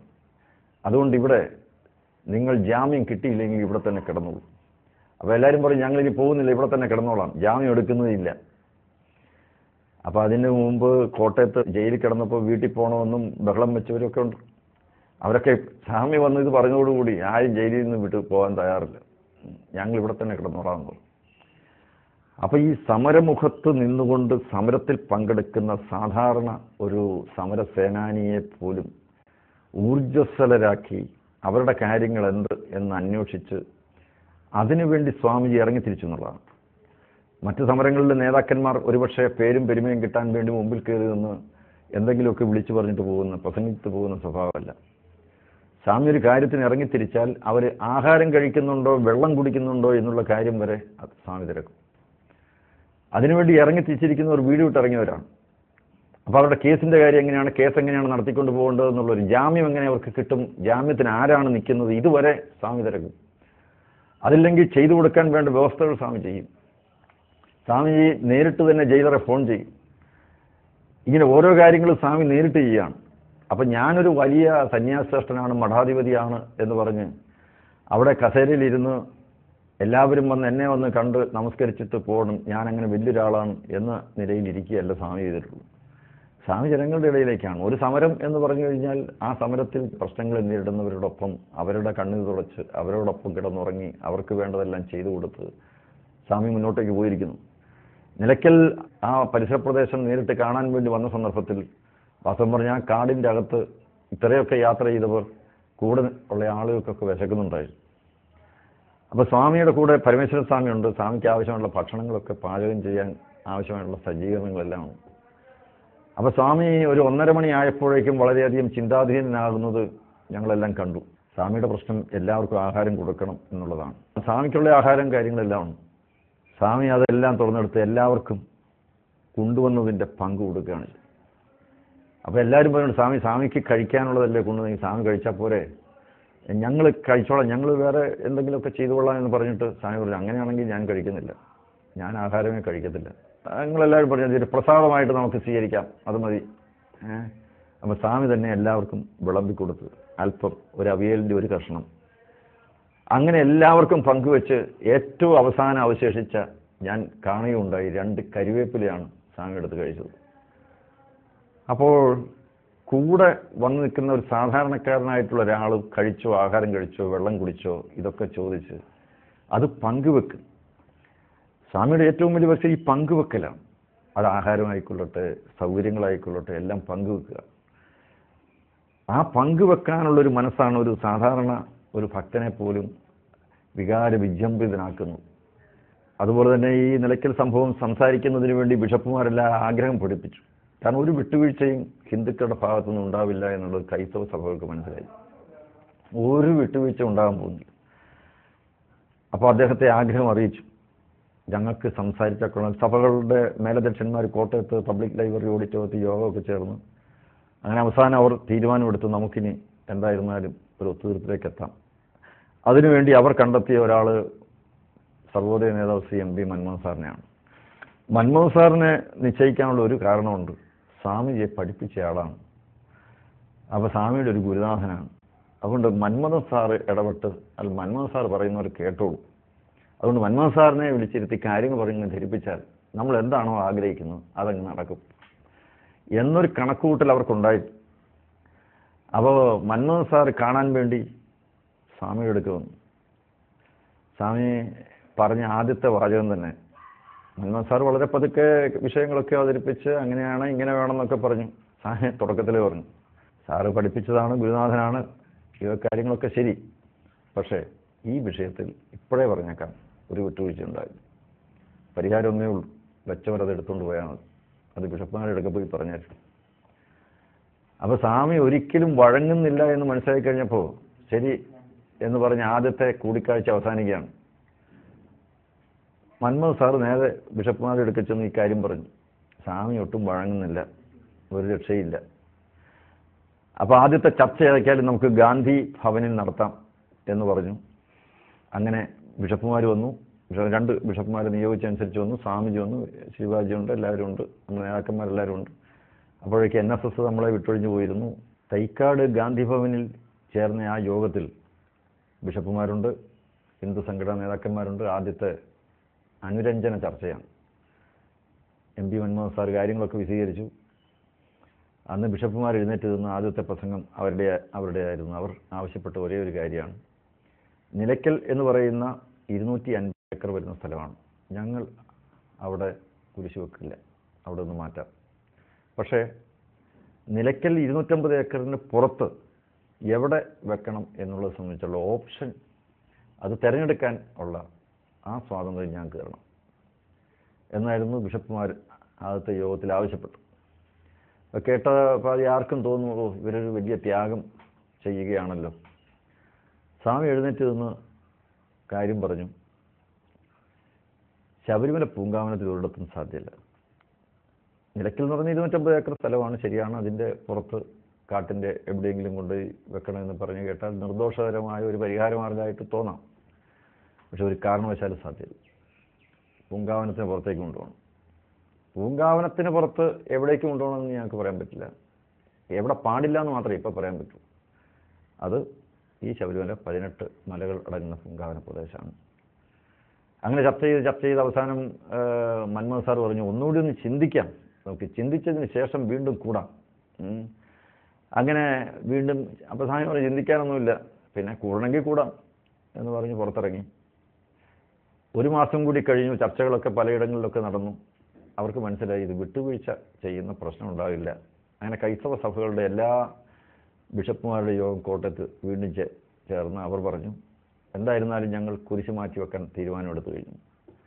അത് ഹിന്ദുക്കളുമായി യോജിച്ച് അവർക്കൂടി സ്വീകാര്യമായ ഒരു സ്ഥലത്തേക്ക് മാറ്റിവെക്കും. വീണ്ടും ചർച്ച നടന്നു. ആ ചർച്ചയിൽ 2-3 മീറ്റിങ്ങുകൾ അതിനോട് നടന്നിട്ടുണ്ട്. അപ്പോൾ ബിഷപ്പുമാർ പറഞ്ഞു, ഞങ്ങൾ ഏതായിരുന്നാലും ഹിന്ദുക്കളുടെ വികാരം മാനിച്ച് പൂങ്കാവനത്തിൻ്റെ പുറത്തേക്ക് മാറ്റിവെക്കാം. പക്ഷേ എവിടെ എന്ത് എന്നുള്ളത് കണ്ട് എത്താൻ ഹിന്ദുക്കളും കൂടി സഹായിക്കണം. അങ്ങനെയാണ് സ്ഥലം കാണുന്നതിനും ഒക്കെ വേണ്ടിയിട്ട് ആ പ്രദേശത്ത് ബിഷപ്പുമാരും എല്ലാവരും കൂടി ഒരുമിച്ച് പോവുകയാണ്. അപ്പോൾ അതിൽ 2 ദിവസം മുമ്പുണ്ടായൊരു സംഭവം ഇപ്പോഴും ഓർക്കുകയാണ്. കോട്ടയം വടവാതൂർ സെമിനാരിയിൽ വൈകുന്നേരം 5 മണി സമയത്ത് യോഗം ചേരാം എന്ന് നേരത്തെ അറിയിച്ചതനുസരിച്ച് എല്ലാ ഹിന്ദു സംഘടനാ നേതാക്കന്മാരും അവിടെ എത്തിച്ചേർന്നു. സമയത്തിനെത്തി. 4:45 സമയം ആയപ്പോഴേക്കും എല്ലാവരും എത്തിക്കഴിഞ്ഞു. 5 മണിയായി. അപ്പോൾ സ്വാമി ചോദിച്ചു, ആരെയും കാണുന്നില്ലല്ലോടെ? അപ്പോൾ ഞാൻ പോയി തിരക്കി കഴിഞ്ഞപ്പോഴത്തേക്ക് ബിഷപ്പ് ജോസഫ് പൗത്തിൽ പ്രാർത്ഥിച്ചുകൊണ്ടിരിക്കുകയാണ്. ഇപ്പോൾ അദ്ദേഹം ഉടനെ വരും. അപ്പോൾ 5 മണി കഴിഞ്ഞ് 5 മിനിറ്റായി. അപ്പോൾ വീണ്ടും എല്ലാവരും അസ്വസ്ഥരായി. കാരണം സമയത്തിന് യോഗം നടക്കണം. ആ സമയത്ത് വളരെ ഗൗരവമേറിയൊരു വിഷയം സംസാരിക്കാൻ വേണ്ടി ക്ഷണിച്ചു വരുത്തിയനുസരിച്ച് വന്നതാണ്. 5:10 കാണുന്നില്ല. അപ്പോൾ സ്വാമി ശിവബാജി എല്ലാവരും പറഞ്ഞു, എന്തിനാണ് നമ്മളിവിടെ ഇരിക്കുന്നത്? ആരെ കാണാനാ? എന്തിനാ വന്നത്? പറയട്ടെ, ആരുമില്ല ഇവിടെ പറയാൻ. അപ്പോഴാണ് ഒരു ഫാദർ അവിടെ നിന്ന് എഴുന്നേറ്റ് നിന്ന് പ്രസംഗം ആരംഭിച്ചു. അതേ നിലയ്ക്കലിൻ്റെ ചരിത്രം ഒരു പഴയ പുസ്തകം വായിച്ചുകൊണ്ടാണ്. അപ്പോൾ തന്നെ സ്വാമി ചോദിച്ചു, ഈ പുസ്തകം എന്തോ ആണെന്ന് ചോദിച്ചു. അപ്പോൾ അദ്ദേഹം പറഞ്ഞു, അല്ല, ഇതൊരു കുടുംബ ചരിത്രമാണ്. നിങ്ങളുടെ കുടുംബത്തിൻ്റെ ചരിത്രമൊന്നും കേൾക്കാൻ ഞങ്ങളിവിടെ വന്നു. നിങ്ങൾക്ക് വിഷയം സംസാരിക്കാനുണ്ടെങ്കിൽ സംസാരിച്ചു. പക്ഷേ അദ്ദേഹം ഫാദർ പ്രസംഗം നിർത്താനുള്ള ഭാവമില്ല. അദ്ദേഹം ഇങ്ങ് വായിക്കുകയാണ്. പണ്ട് നിലയ്ക്കൽ AD 52 കാര്യം അത് ഇതൊക്കെ അങ്ങനെയായിരുന്നു ഇങ്ങനെയായിരുന്നു എന്നൊക്കെ പറഞ്ഞുള്ള ചരിത്രം. ഇത് പുസ്തകമാണെന്ന് പറഞ്ഞു. സ്വാമി പറയും, നിങ്ങളീ പറയുന്ന പുസ്തകത്തേക്കാൾ വലിയ പുസ്തകം ഞങ്ങളുടെ കയ്യിലുണ്ടല്ലോ. ഇതൊക്കെ തെളിയിക്കാൻ ഇവിടെ ശബരിമല പൂങ്കാവനമാണെന്ന് തെളിയിക്കാനൊക്കെ എത്രയോ AD 52 മുമ്പ് ഇവിടെ ശബരിമലയുണ്ട്. AD 52 വന്ന് ഈ സെൻറ് തോമസ് വന്നുള്ള കെട്ടുകഥയൊന്നും ഞങ്ങളുടെ മേൽ അടിച്ചേൽപ്പിക്കണ്ട. ഞങ്ങളത് കേൾക്കാൻ വന്നതല്ല. ഈ പ്രശ്നത്തിന് പരിഹാരം വല്ലതും ഉണ്ട്, നമുക്ക് ചർച്ച ചെയ്യാം. എന്നിട്ടും ഫാദർ പ്രസംഗം നിർത്താൻ ഭാവമില്ല. അതേ ഇങ്ങനെ പറഞ്ഞുകൊണ്ടിരിക്കുക. ഒരു പ്രായം ചെന്ന ഒരാളാണ്. അപ്പോൾ സ്വാമി പറഞ്ഞു, ശരി നമുക്ക് പോവാം, ഇനി ഇവിടെ ഇരുന്നിട്ട് കാര്യമില്ല എന്ന് പറഞ്ഞ് എല്ലാവരും കൂടെ ചാടി എഴുന്നേറ്റു. സ്വാമിയുടെ നേതൃത്വത്തിൽ അവിടെ നിന്ന് ഇറങ്ങി അങ്ങ് പോയി. അപ്പോഴത്തേക്കാണ് ബിഷപ്പ് വന്നു. ബിഷപ്പ് വരുന്നു എന്നൊക്കെയാണ് സ്വാമി പറഞ്ഞു. ബിഷപ്പ് അവിടെ ഇരുന്ന് കൂടി യോഗമൊക്കെ കൂടിക്കും. എന്നിട്ട് തീരുമാനം എന്താണെന്ന് വെച്ചാൽ അറിയിച്ചാൽ മതി. അപ്പം മൻമോഹൻ സാർ വന്ന് കാല് പിടിച്ചൊക്കെ പറഞ്ഞ് വളരെ പൗരുഷത്തോടുകൂടി തൻ്റെ ഇടത്തോടുകൂടി ആ സെമിനാരിൽ നിന്ന് എല്ലാവരും കേൾക്കെ, എല്ലാ ബിഷപ്പുമാരും കേൾക്കെ വിരൽ ചൂണ്ടിക്കൊണ്ട് പറഞ്ഞു, ഇവരുടെയൊന്നും അടിമകളല്ല ഹിന്ദുക്കൾ, അന്തസ്സും അഭിമാനമുള്ളവരാണ്. ഞങ്ങളിവിടെ വെറുതെ വലിഞ്ഞു കയറി വന്നവരൊന്നുമല്ല, മതിൽ ചാടിക്കിടന്നൊന്നുമല്ല ഞങ്ങളിവിടെ വന്ന്. ഞങ്ങളെ നിങ്ങൾ ക്ഷണിച്ചിട്ട് വന്നതാണ്. മര്യാദ വേണം. ആ മര്യാദ കാണിക്കണം ഹിന്ദു. ഇത് ഹിന്ദു സമൂഹത്തോടുള്ള അവഹേളനമാണ്. ഇനി ഇതിനകത്ത് മാപ്പില്ല, പ്രശ്നത്തെക്കുറിച്ച് ഇനി ചർച്ചയില്ല. ഞങ്ങൾ പോവുക, നിങ്ങൾ എന്താണെന്ന് വെച്ചാൽ കാണിക്കാം. ശിവാജിയും പറഞ്ഞു. ശിവാജിയും കുറേ ചൂടായി വർത്താനം. പിന്നെ ശിവാജി ചെന്ന് സ്വാമി കൈ പിടിച്ചു, നമുക്ക് പോവാട്, നമ്മളിവിടെ എന്തിനാ നിൽക്കുന്നു, ഇവരോടൊക്കെ എന്തിനാ സംസാരിക്കുന്നു എന്ന് പറഞ്ഞു പോയി. എന്തായിരുന്നാലും അവർ കാറിൻ്റെ അടുക്കൽ വന്ന് ക്ഷമ ചോദിക്കുകയൊക്കെ ചെയ്തു. സ്വാമി ഇതിൻ്റെ അകത്തൊന്നും ഇത് നിങ്ങളൊരു സമൂഹത്തോട് കാണിച്ച അവരാണ്. എന്നോട് എനിക്ക് അഭിമാനം അങ്ങനെയൊന്നും നോക്കേണ്ട കാര്യമൊന്നുമില്ല. എനിക്ക് വേണമെങ്കിൽ നിങ്ങളോട് സംസാരിക്കാം. പക്ഷേ ഒരു സമൂഹമുണ്ട്, ഞങ്ങളെ പറഞ്ഞു വെച്ചാൽ ഞങ്ങളുടെ സമൂഹമാണ്. ആ സമൂഹത്തോട് ഞങ്ങൾക്കൊരു ബാധ്യത, കടപ്പാടുണ്ട്. അവർക്കൊരു അന്തസ്സുണ്ട്. അവരിവിടെ അടിമകളൊന്നുമില്ല. ഞങ്ങൾ വലിഞ്ഞു കയറിയൊന്നുമല്ലല്ലോ. അപ്പോഴാണ് പിറ്റേ ദിവസം തൊട്ട് ആശ്രമത്തിലേക്ക് ബിഷപ്പ് വരുന്നു, പലരുടെയും ഫോൺ കോൾ വരുന്നു, നമുക്ക് സംസാരിക്കണം, ചർച്ച ചെയ്യണം, നമുക്ക് ഒരുമിച്ച് സ്ഥലം പോയി കാണാം, അങ്ങനെ കണ്ട് നമുക്ക് കാര്യങ്ങൾ ചർച്ച ചെയ്യാം, പ്രശ്നത്തിന് പരിഹാരം ഉണ്ടാക്കാം. അപ്പോഴത്തേക്ക് പത്രത്തിൽ ചർച്ച അലസി, ചർച്ച വോക്കൗട്ട് സ്വാമിയുടെ നേതൃത്വത്തിൽ ചർച്ച ബഹിഷ്കരിച്ചു. പത്രത്തിലൊക്കെ ഭയങ്കര വാർത്ത. അത് ക്രിസ്ത്യൻ ഹിന്ദു സംഘർഷത്തിലേക്ക് അത് അനുദിനം നീങ്ങുകയായി. അങ്ങനെ ആ പ്രശ്നം അതിനുശേഷം വീണ്ടും തിരുവനന്തപുരത്ത് വന്ന് ബിഷപ്പുമാരും എല്ലാവരും കൂടി യോഗം ചേർന്ന് മൻമോഹൻ സാറിൻ്റെ സാന്നിധ്യത്തിൽ അവസാനവട്ട ചർച്ച നടത്തി. എന്തായിരുന്നാലും അവിടെ നിന്ന് ഞങ്ങൾ കുരിശ് മാറ്റിക്കൊള്ളാം, ഹിന്ദുക്കൾ പറഞ്ഞ സ്ഥലം ഞങ്ങൾക്ക് സ്വീകാര്യമാണ്. അപ്പോൾ ഒരു പ്രശ്നം. അപ്പോൾ ഈ വിഷയം മന്മഥൻ സാറ് ഈ രണ്ട് കക്ഷികളുടെയും കാര്യങ്ങളെല്ലാം ചെന്ന് മുഖ്യമന്ത്രി അടുക്കൽ ചെന്ന് പറഞ്ഞു. മുഖ്യമന്ത്രി അപ്പം പറഞ്ഞു, ആ ശരി, അങ്ങനെയാണെങ്കിൽ ഈ സ്ഥലം ആർക്ക് കൊടുക്കും? ഗവൺമെൻറ്റിൻ്റെ സ്ഥലമാണ്, ആർക്ക് കൊടുക്കും? മൻമോഹൻ സാറിനോട് ചോദിച്ചു. ശരിയാണല്ലോ, അത് ഇതുവരെ നമ്മളാരും ചിന്തിച്ചിട്ടില്ലല്ലോ, ഇത് ആർക്കാണ് ഈ സ്ഥലം കൊടുക്കുക? അപ്പോൾ സ്വാമിയോടൊക്കെ വീണ്ടും മൻമോഹൻ സാർ പറഞ്ഞു, സ്വാമി ഇത് ആർക്കാണ് ഈ സ്ഥലം കൊടുക്കുക? ഇത് ബിഷപ്പ് പൗത്തലിൻ്റെ പേരിൽ എഴുതി കൊടുക്കാൻ പറ്റുമോ സർക്കാർ സ്ഥലം? അത് പറ്റുകയില്ല. കാരണം ഇത് സർക്കാരിൻ്റെ സ്ഥലം പള്ളിക്ക് വേണ്ടി കൊടുക്കുമ്പോൾ അതെങ്ങനെയാണ് സാധിക്കുക? ഇപ്പോൾ സ്വാമി ഒരു അഭിപ്രായം, 7 സഭകളല്ലേ ഉള്ളത്, 7 സഭകൾക്കും വേണ്ടി കൂടി അങ്ങ് എഴുതിയത്. അപ്പോൾ മൻമോഹൻ സാർ പൊട്ടിച്ചിട്ട് പറഞ്ഞു, അതൊരു നല്ല ഐഡിയ ആണ്, കൊള്ളാം, ഏതായാലും മുഖ്യമന്ത്രിയെ കൊണ്ടുപോയി ധരിപ്പിക്കാം, ഹിന്ദുക്കളുടെ ഭാഗത്തെ അഭിപ്രായം അങ്ങനെയാണ്. ബിഷപ്പുമാരെ വിളിച്ചു. അവർ പറഞ്ഞു, ആരുടെ പേരിൽ എഴുതും? ഏതെങ്കിലും ഒരു പ്രത്യേക സഭയുടെ പേരിൽ എഴുതിയാൽ കാരണം സെൻറ് തോമസ് മറ്റുള്ളവർക്കും ഉണ്ടല്ലോ, ഓർത്തഡോക്സ് സഭയ്ക്കും മാർത്തോമ സഭയ്ക്കും ഒക്കെ സെൻറ് തോമസ് വലിയ കാര്യമല്ലേ. അപ്പോൾ മറ്റ് സഭക്കാർ ബഹളം ഉണ്ടാക്കില്ല, അതുകൊണ്ട് നമുക്ക് എല്ലാവർക്കും കൂടി അങ്ങ് എഴുതിയാലോ. ആദ്യമൊക്കെ ബുദ്ധിമുട്ട് പറഞ്ഞു, അവർ കത്തോലിക്കർക്ക് തന്നെ എഴുതി കൊടുക്കണം എന്നൊക്കെ പറഞ്ഞു. എന്തായാലും മൻമോഹൻ സാർ എന്നോട് ചോദിച്ചു, മുഖ്യമന്ത്രി ചോദിച്ചു, ശരിയാ 7 സഭകൾ എക്യൂമിനിക്കൽ ചർച്ച് എന്ന് പറഞ്ഞ് നമുക്ക് 7 സഭകളെ കൊണ്ട് ഒപ്പിടിക്കാൻ പറഞ്ഞു. ഒപ്പിടിച്ചിട്ട് ഒരപേക്ഷ വാങ്ങി അങ്ങനെ ആ സ്ഥലം 7 സഭകളോട് കൂടി ഇപ്പോൾ എക്യൂമിനിക്കൽ ചർച്ച് എന്ന് പറഞ്ഞ് എഴുതി. ഉദ്ഘാടനമൊക്കെ ഗംഭീരമായി. എന്തായിരുന്നാലും സ്വാമിയെ വിളിച്ചിരുന്നു. സ്വാമി പറഞ്ഞു, ഞാൻ എൻ്റെ ഉദ്ഘാടനത്തിനൊന്നും വരുന്നില്ല, നിങ്ങൾ അങ്ങ് നടത്തിയാൽ മതി. അപ്പോൾ സ്വാമിജി പറഞ്ഞു, നമുക്കൊരു കാര്യം ചെയ്യാം, ഏതായാലും ഇത്രയൊക്കെ ആയി, നമുക്കൊരു വിജയാഹ്ലാദം വേണ്ടേ, അടുത്ത മണ്ഡലവ്രതം തുടങ്ങാൻ പോകില്ലേ, അതിന് മുമ്പ് നമുക്കും ഒരു നല്ല പരിപാടി അവിടെ നടത്തണ്ടേ, അവിടുത്തെ ജനങ്ങളെ നമ്മൾ വിശ്വസിക്കണം, അവർക്ക് വേണ്ടി എന്തെങ്കിലും ചെയ്തു കൊടുക്കണം. ആ പ്രദേശം നിലയ്ക്കൽ ഏതാണ്ട് 100-300 കുടുംബങ്ങളുണ്ട്. അട്ടത്തോട് കോളനി, മൂലക്കയം, നാരായണത്തോട് എന്നൊക്കെ പറയുന്ന സ്ഥലങ്ങളിൽ ഈ പല ചൂഷണങ്ങൾക്കും വിധേയരായി എത്രയോ വർഷങ്ങളായി ഇവിടെ കിടക്കുക, എല്ലാവരും അവഗണിക്കപ്പെട്ടവരില്ലേ, അവർ നമുക്കൊരു ആധ്യാത്മികമായ എന്തെങ്കിലും ഒരു ഉയർച്ച ഉണ്ടാക്കുന്ന ഒരു പരിപാടി നടത്തണം. അങ്ങനെയാണ് ഒരു ലക്ഷാർച്ചന തീരുമാനിച്ചു. അവിടെ വെച്ച് നമുക്കൊരു ലക്ഷാർച്ചന നടത്താം. അത് വൃശ്ചികം 1-ാം തീയതി ശബരിമല തുറക്കുന്ന സമയമാകുമ്പോഴേക്കും നമുക്കിതിവിടെ അവസാനിപ്പിക്കാം. ദിവസവും പമ്പാ നദിയിൽ നിന്നും തീർത്ഥമെടുത്ത് അഭിഷേകം ചെയ്യണം. ആ തീർത്ഥം കൊണ്ടുവന്ന് വേണം ലക്ഷാർച്ചന മന്ത്രം ജപിച്ച് അത് വേണം അവിടെ അഭിഷേകം ചെയ്യാൻ. അപ്പോൾ ദിവസവും രാവിലെ ഞങ്ങൾ എല്ലാവരും കൂടെ പമ്പയാറ്റിൽ പോവും. പമ്പയിൽ പോയി സ്വാമി മുങ്ങി ആ തീർത്ഥം അങ്ങനെ കുംഭത്തിലാക്കി കയ്യിലോട്ട് തരും. അങ്ങനെ ശരണം വിളിച്ചുകൊണ്ട് അവിടെ നിന്ന് സ്വാമി തോർത്ത് പോലും ചെയ്യാതെ എടുത്ത് കെട്ടി, ഒരു കെട്ടും കെട്ടി നേരെ വണ്ടിയെ കയറി ഇവിടെ വരും. ലക്ഷാർച്ചനയിൽ പങ്കെടുക്കുന്നു. അത് ഒരു ഉച്ച സമയമാകുമ്പോഴേക്കും അതിൻ്റെ നല്ലൊരു അഭിഷേകമൊക്കെ അങ്ങോട്ട് നടക്കും. അങ്ങനെയായിരുന്നു ദിവസവും.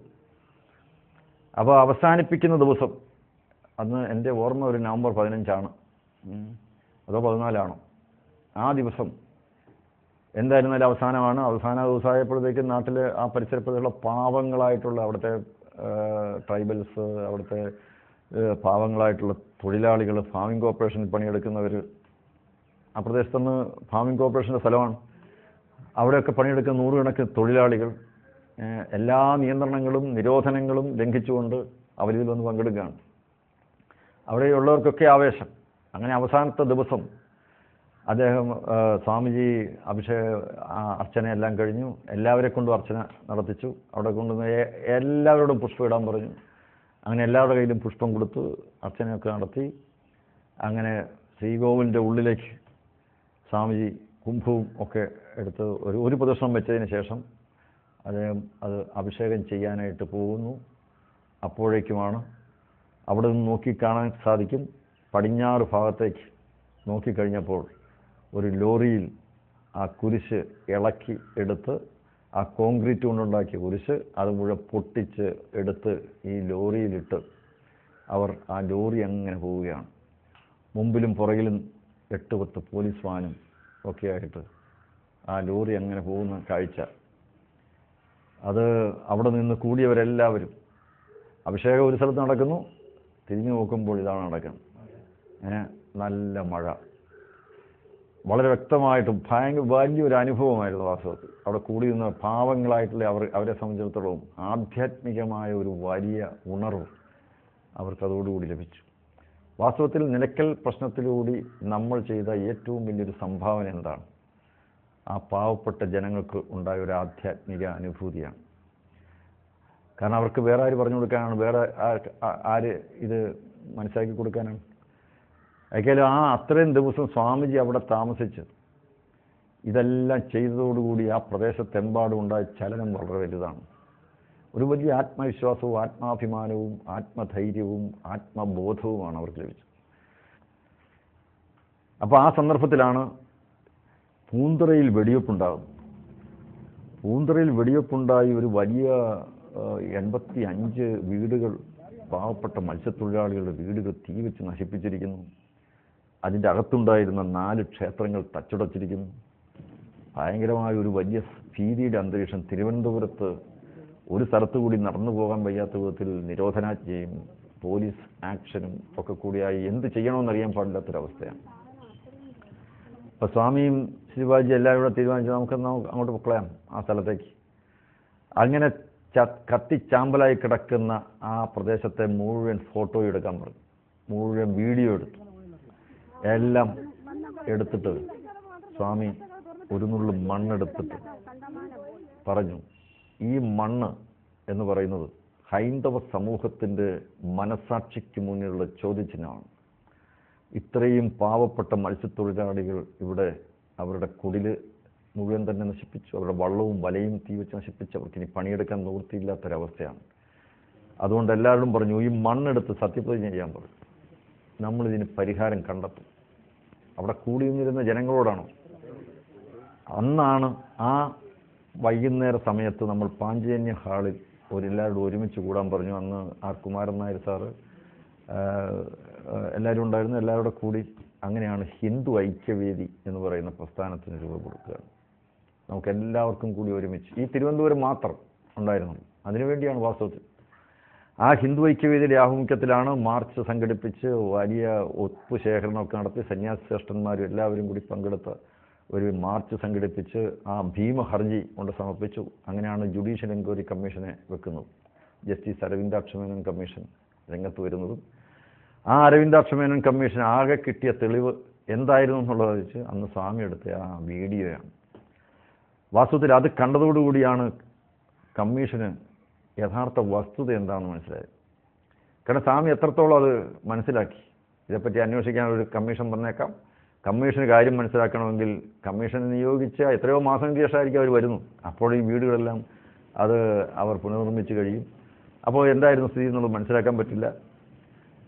അപ്പോൾ ആ കമ്മീഷൻ ദിവസങ്ങളോളം സ്വാമിയെ വിളിച്ചു. കമ്മീഷൻ്റെ മുമ്പായി സ്വാമി ഹാജരായി. കാര്യങ്ങളെല്ലാം സ്വാമി വെട്ടി തുറന്നു പറഞ്ഞു. എന്താണ് അവിടെ ചെയ്യേണ്ടത്? മദനിയാണ് ആദ്യം അറസ്റ്റ് ചെയ്യേണ്ടതെന്ന് പറഞ്ഞു. മദനി നടത്തിയ ഒരു പ്രസംഗമാണ് വാസ്തവത്തിൽ അവിടെ പ്രശ്നമുണ്ടായത്. അപ്പോൾ ആ കമ്മീഷൻ റിപ്പോർട്ട് പരിശോധിച്ചാൽ അറിയാം സ്വാമി കൊടുത്ത തെളിവിനകത്ത് ഈ മദനിയെപ്പറ്റി പറയുന്നു.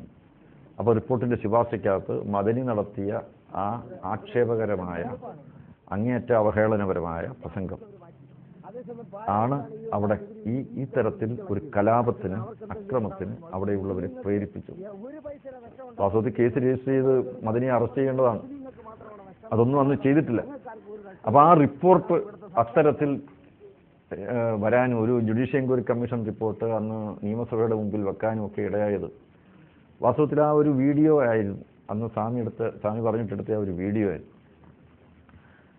പിന്നീട് അത് പലയിടത്തും നമുക്ക് കാണിക്കാനും സാധിച്ചു. എന്തായിരുന്നാലും ഒരു ജുഡീഷ്യൽ എൻക്വയറി കമ്മീഷൻ വരികയും അതിൻ്റെ ശുപാർശകൾ അവിടെ നടപ്പിലാക്കി അവിടുത്തെ വീട്ടിലെ ഓരോരുത്തർക്കും നഷ്ടപരിഹാരങ്ങളൊക്കെ കൂടുതലൊക്കെ കൊടുക്കാനും ഒക്കെ ഇടയായി. അത് ആ സമരത്തിൻ്റെ ഒരു ഭാഗമായിരുന്നു.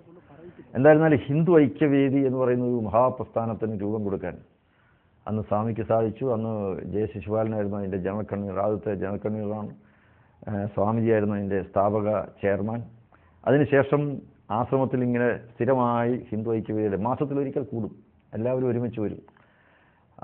അന്നതിൽ പ്രവർത്തിക്കാൻ ഉണ്ടായിരുന്നവരെല്ലാം കൂട്ടായിട്ടിരുന്നായിരുന്നു, ചിന്തിച്ചായിരുന്നു.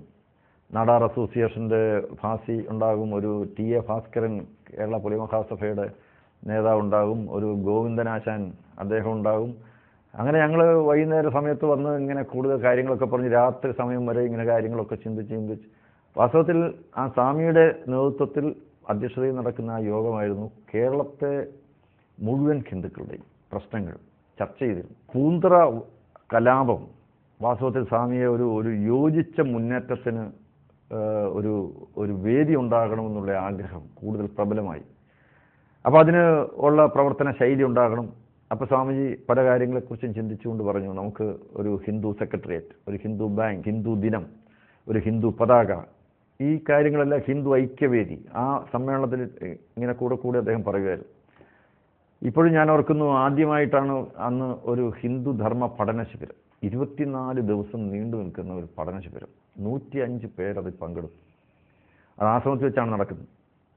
ആശ്രമത്തിൽ വെച്ച ക്യാമ്പ് നടക്കുന്ന സന്ദർഭത്തിൽ അന്ന് ഡോക്ടർ എൻ ഗോപാലകൃഷ്ണനായിരുന്നു ഒരു വിഷയത്തെക്കുറിച്ച് ദിവസവും രാവിലെ 1 മണിക്കൂർ സമയം വന്ന് ക്ലാസ് എടുക്കുമായിരുന്നു.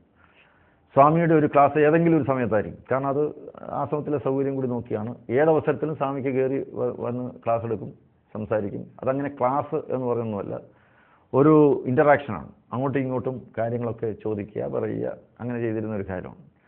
വാസ്തവത്തിൽ അന്ന് ആ പങ്കെടുത്ത 105 പേരും ഞാൻ ഇപ്പോഴും ഓർക്കുന്നു. യാത്രക്കിടയിലൊക്കെ പലരും കാണാറുണ്ട്. വലിയൊരു അനുഭവമായിരുന്നു.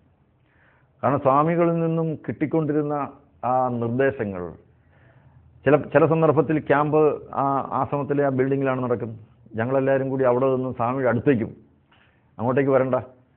അപ്പോൾ അടുത്തേക്ക് വരുന്ന സന്ദർഭത്തിൽ സ്വാമി അവിടെ ഒരു ആരതിയൊക്കെ നടത്തിയതിന് ശേഷം കാര്യങ്ങളൊക്കെ സംസാരിക്കും. ചിലപ്പോൾ അത് 1 മണിക്കൂറാകും, ചിലപ്പോൾ 2 മണിക്കൂറാകും, 3 മണിക്കൂറാകും. സമയം പോകുന്നത് പോലും അറിയില്ല. ആഹാരം പോലും കഴിക്കുന്ന കാര്യം മറന്നുപോകും. അപ്പോൾ അങ്ങനെ ഒരു ഗുരുകുലത്തിൽ എങ്ങനെയാണോ കഴിയുന്നത് അതുപോലെയായിരുന്നു വാസ്തവത്തിൽ 24 ദിവസം. ഒരു ക്യാമ്പും വാസ്തവത്തിൽ 24 ദിവസമൊന്നും ആരും നടത്താറില്ല.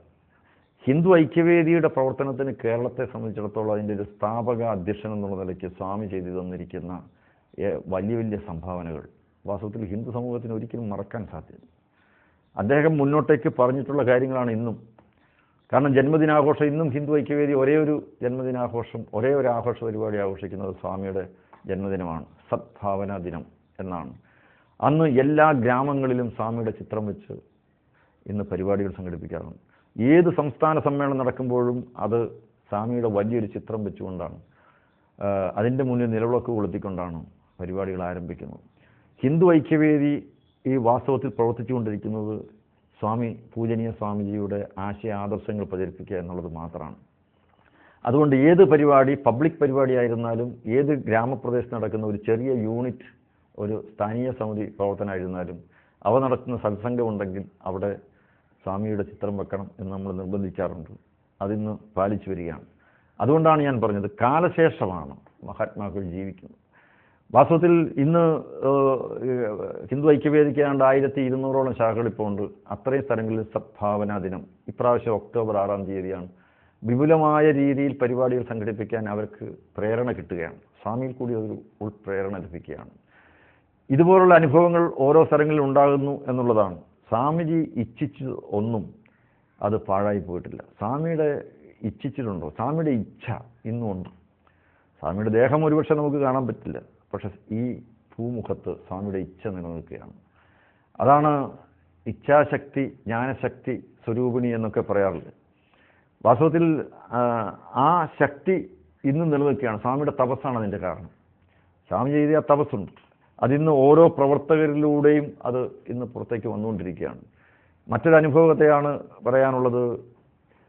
കൊട്ടാരക്കരയ്ക്കും ഇതിനടുത്ത് ചടയമംഗലം എന്ന് പറയുന്ന സ്ഥലത്ത് ജഡായു പാറ, മൂത്രമൊഴിച്ചും മദ്യപിച്ചും അവിടെ മുഴുവൻ വികലമാക്കി ഇത്രയും വലിയൊരു തീർത്ഥ ദിവ്യ പൂരിതമായ സ്ഥലം ഇങ്ങനെ കിടക്കുന്നത് കണ്ടിട്ട് വേദനയോടുകൂടി അദ്ദേഹം പലപ്പോഴും പറയാറുണ്ട്.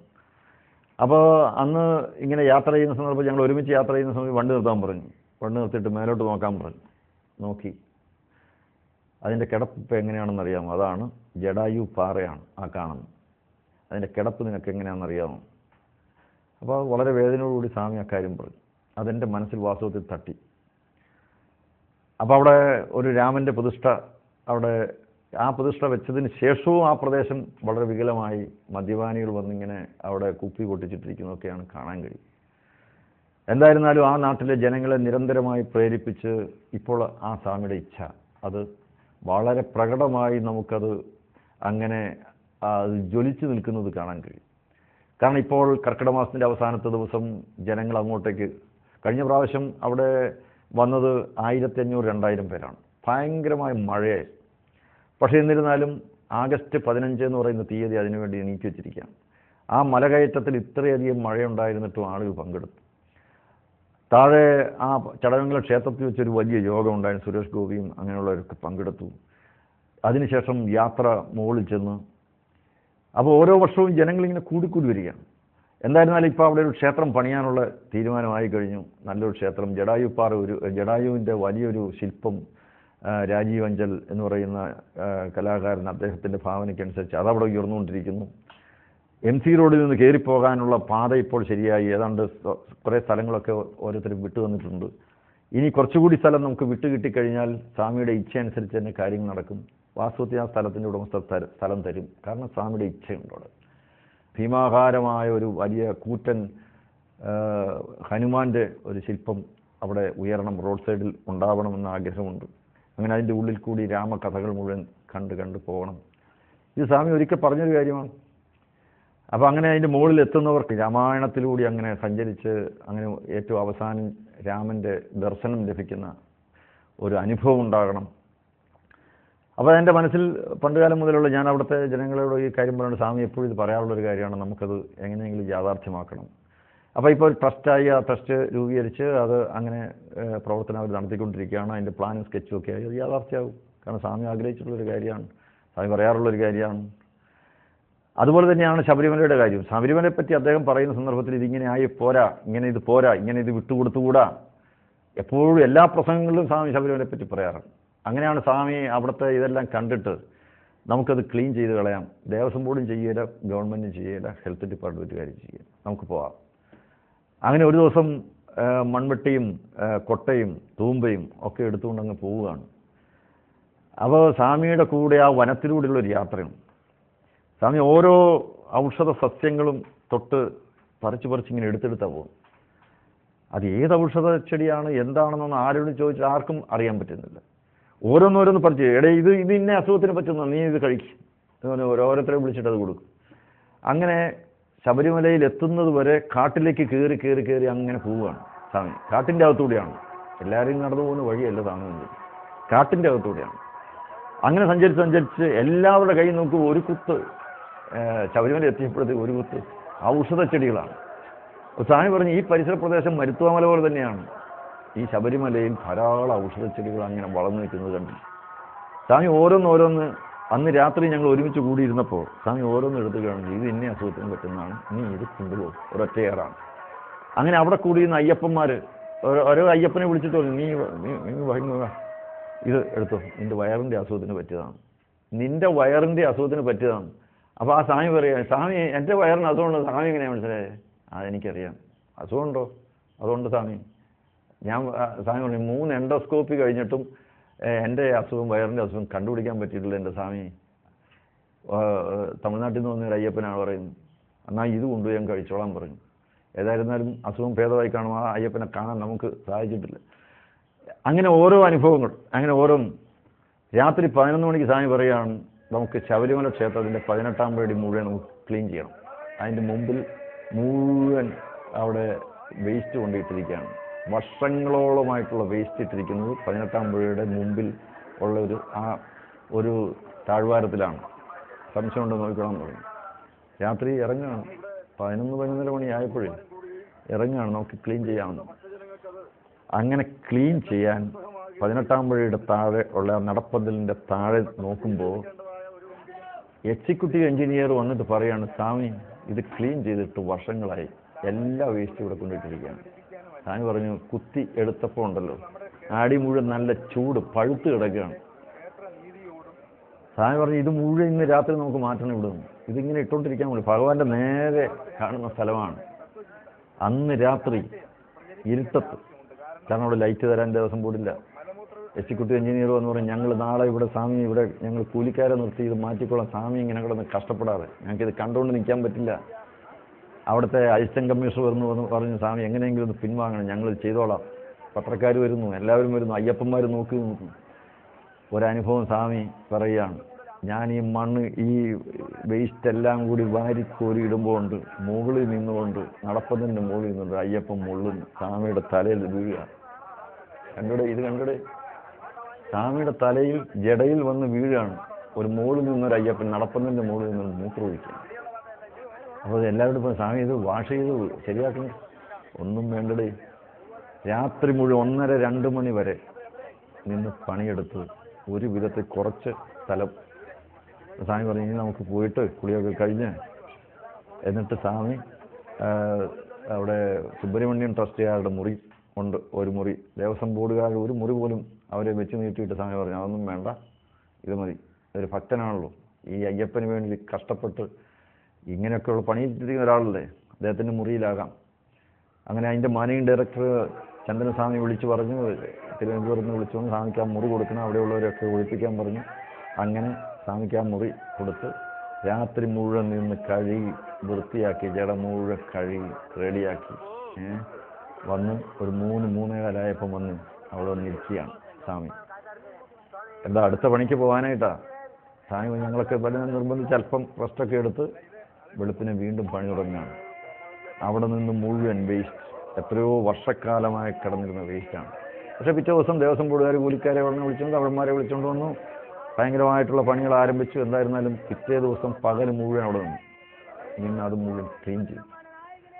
അപ്പോൾ സ്വാമി പറഞ്ഞു ഞാനിത് കഷ്ടപ്പെടുന്നു മറ്റൊന്നും ചെയ്തു. ഒന്ന് ദേവസ്വം ബോർഡുകാർ നന്നാവും, 2 ഗവൺമെൻറ് ഡിപ്പാർട്ട്മെൻറ്റിന് ആരെങ്കിലും മനസ്സാക്ഷി ഉണ്ടെങ്കിൽ അവർക്കും മാറ്റമുണ്ടാകും. അയ്യപ്പന്മാരുടെ മനസ്സിലും അവിടെ വന്ന് കാണുന്ന അയ്യപ്പന്മാരുണ്ടല്ലോ, ഇതൊക്കെ കാണുന്ന അയ്യപ്പന്മാർ, അവരുടെ മനസ്സിലും മാറ്റം ഉണ്ടാകണം. ഇത് കുറേ കാലം കഴിയുമ്പോൾ മാറ്റം ഉണ്ടായിക്കൊള്ളും. അവർക്കൊക്കെ ഇത് നന്നാക്കേണ്ടതാണ് എന്ന് തോന്നിക്കൊള്ളും. അതിപ്പോഴും ഓർക്കുകയാണ്. ഇപ്പോഴാണ് ഗവൺമെൻറ് തന്നെ മുൻകൈ എടുത്ത് പുണ്യം പൂങ്കാവനം എന്ന് പറഞ്ഞ് വലിയൊരു പദ്ധതി തയ്യാറാക്കി ക്ലീനിങ് പരിപാടികളും കാര്യങ്ങളൊക്കെ ഇപ്പോൾ ധാരാളം സംഘടനകൾ രംഗത്ത് വന്നിട്ടുണ്ട്. ഇപ്പം ഗവൺമെൻറ് തന്നെ ഒരു വലിയ പ്രോജക്റ്റാക്കി ക്ലീൻ ശബരിമല, ഗ്രീൻ ശബരിമല എന്നൊക്കെ പറഞ്ഞ് വലിയ പ്രോജക്റ്റുകളൊക്കെ തയ്യാറാക്കി അതിന് ലക്ഷക്കണക്കിന് രൂപ നോക്കി. അതിന് ശേഷമാണ് Sabarimala sanitation society, SSS sanitation society ഉണ്ടാക്കിയത്. ഒരു 500ഓളം വരുന്ന തമിഴ്നാട്ടിൽ നിന്നുള്ള ആളുകളെ കൊണ്ട് നിർത്തി ദിവസവും ക്ലീൻ ചെയ്യാനും ഒക്കെയുള്ള വ്യവസ്ഥകളൊക്കെ ഉണ്ട്. അതിന് ശേഷമാണ്.